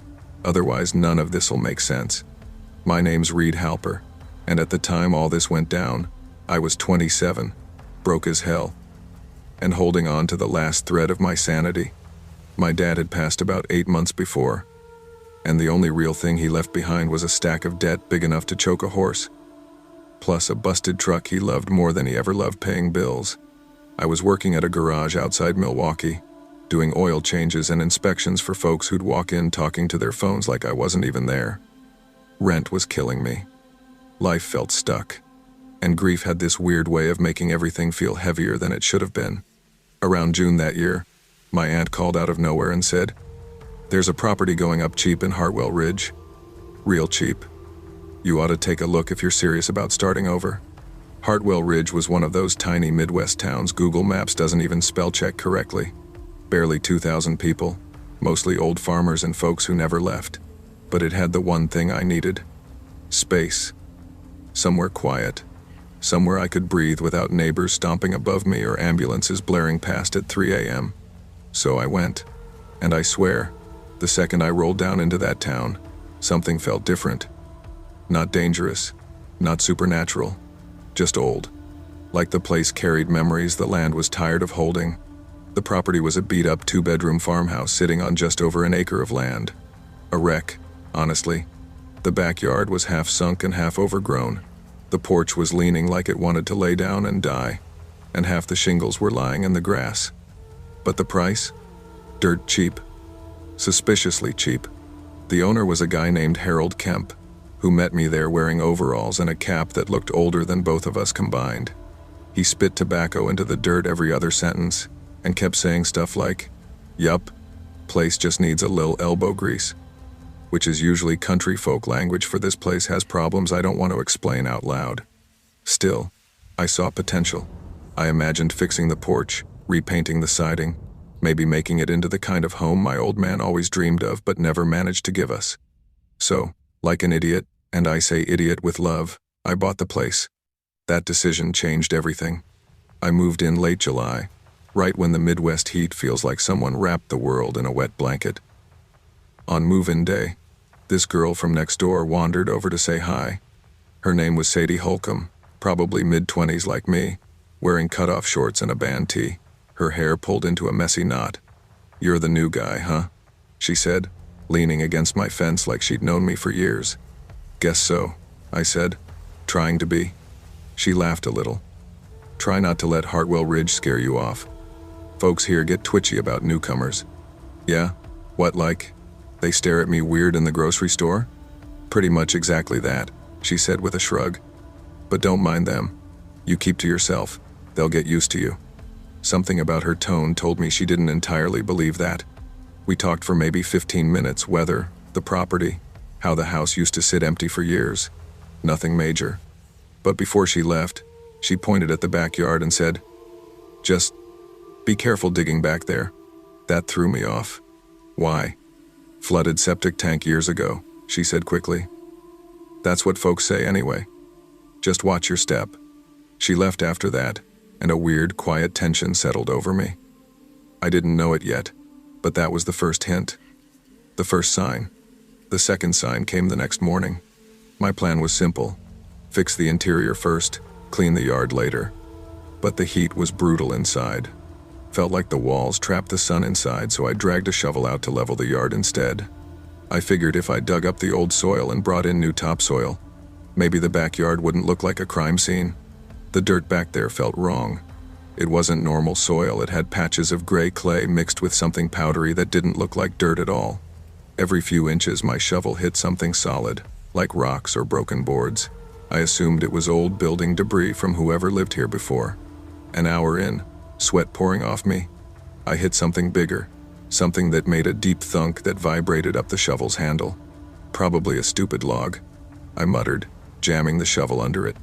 I pried it loose, but when it rolled out of the dirt, my stomach dropped. It wasn't a log. It was bone. Thick, long. Too long for any deer I'd ever seen. I'd worked at a garage, not a vet clinic, but I'd grown up in the Midwest. People hit deer all the time. I knew what those bones looked like. This wasn't that. Before I could talk myself into thinking I was overreacting, something else slid down the dirt incline, another bone. Smaller, not broken, intact. Then another. Then something round, something sunken. I froze so hard I forgot how to blink, because staring up at me from the dirt was a skull. Not an animal, not a pet, human. My first instinct was to step back.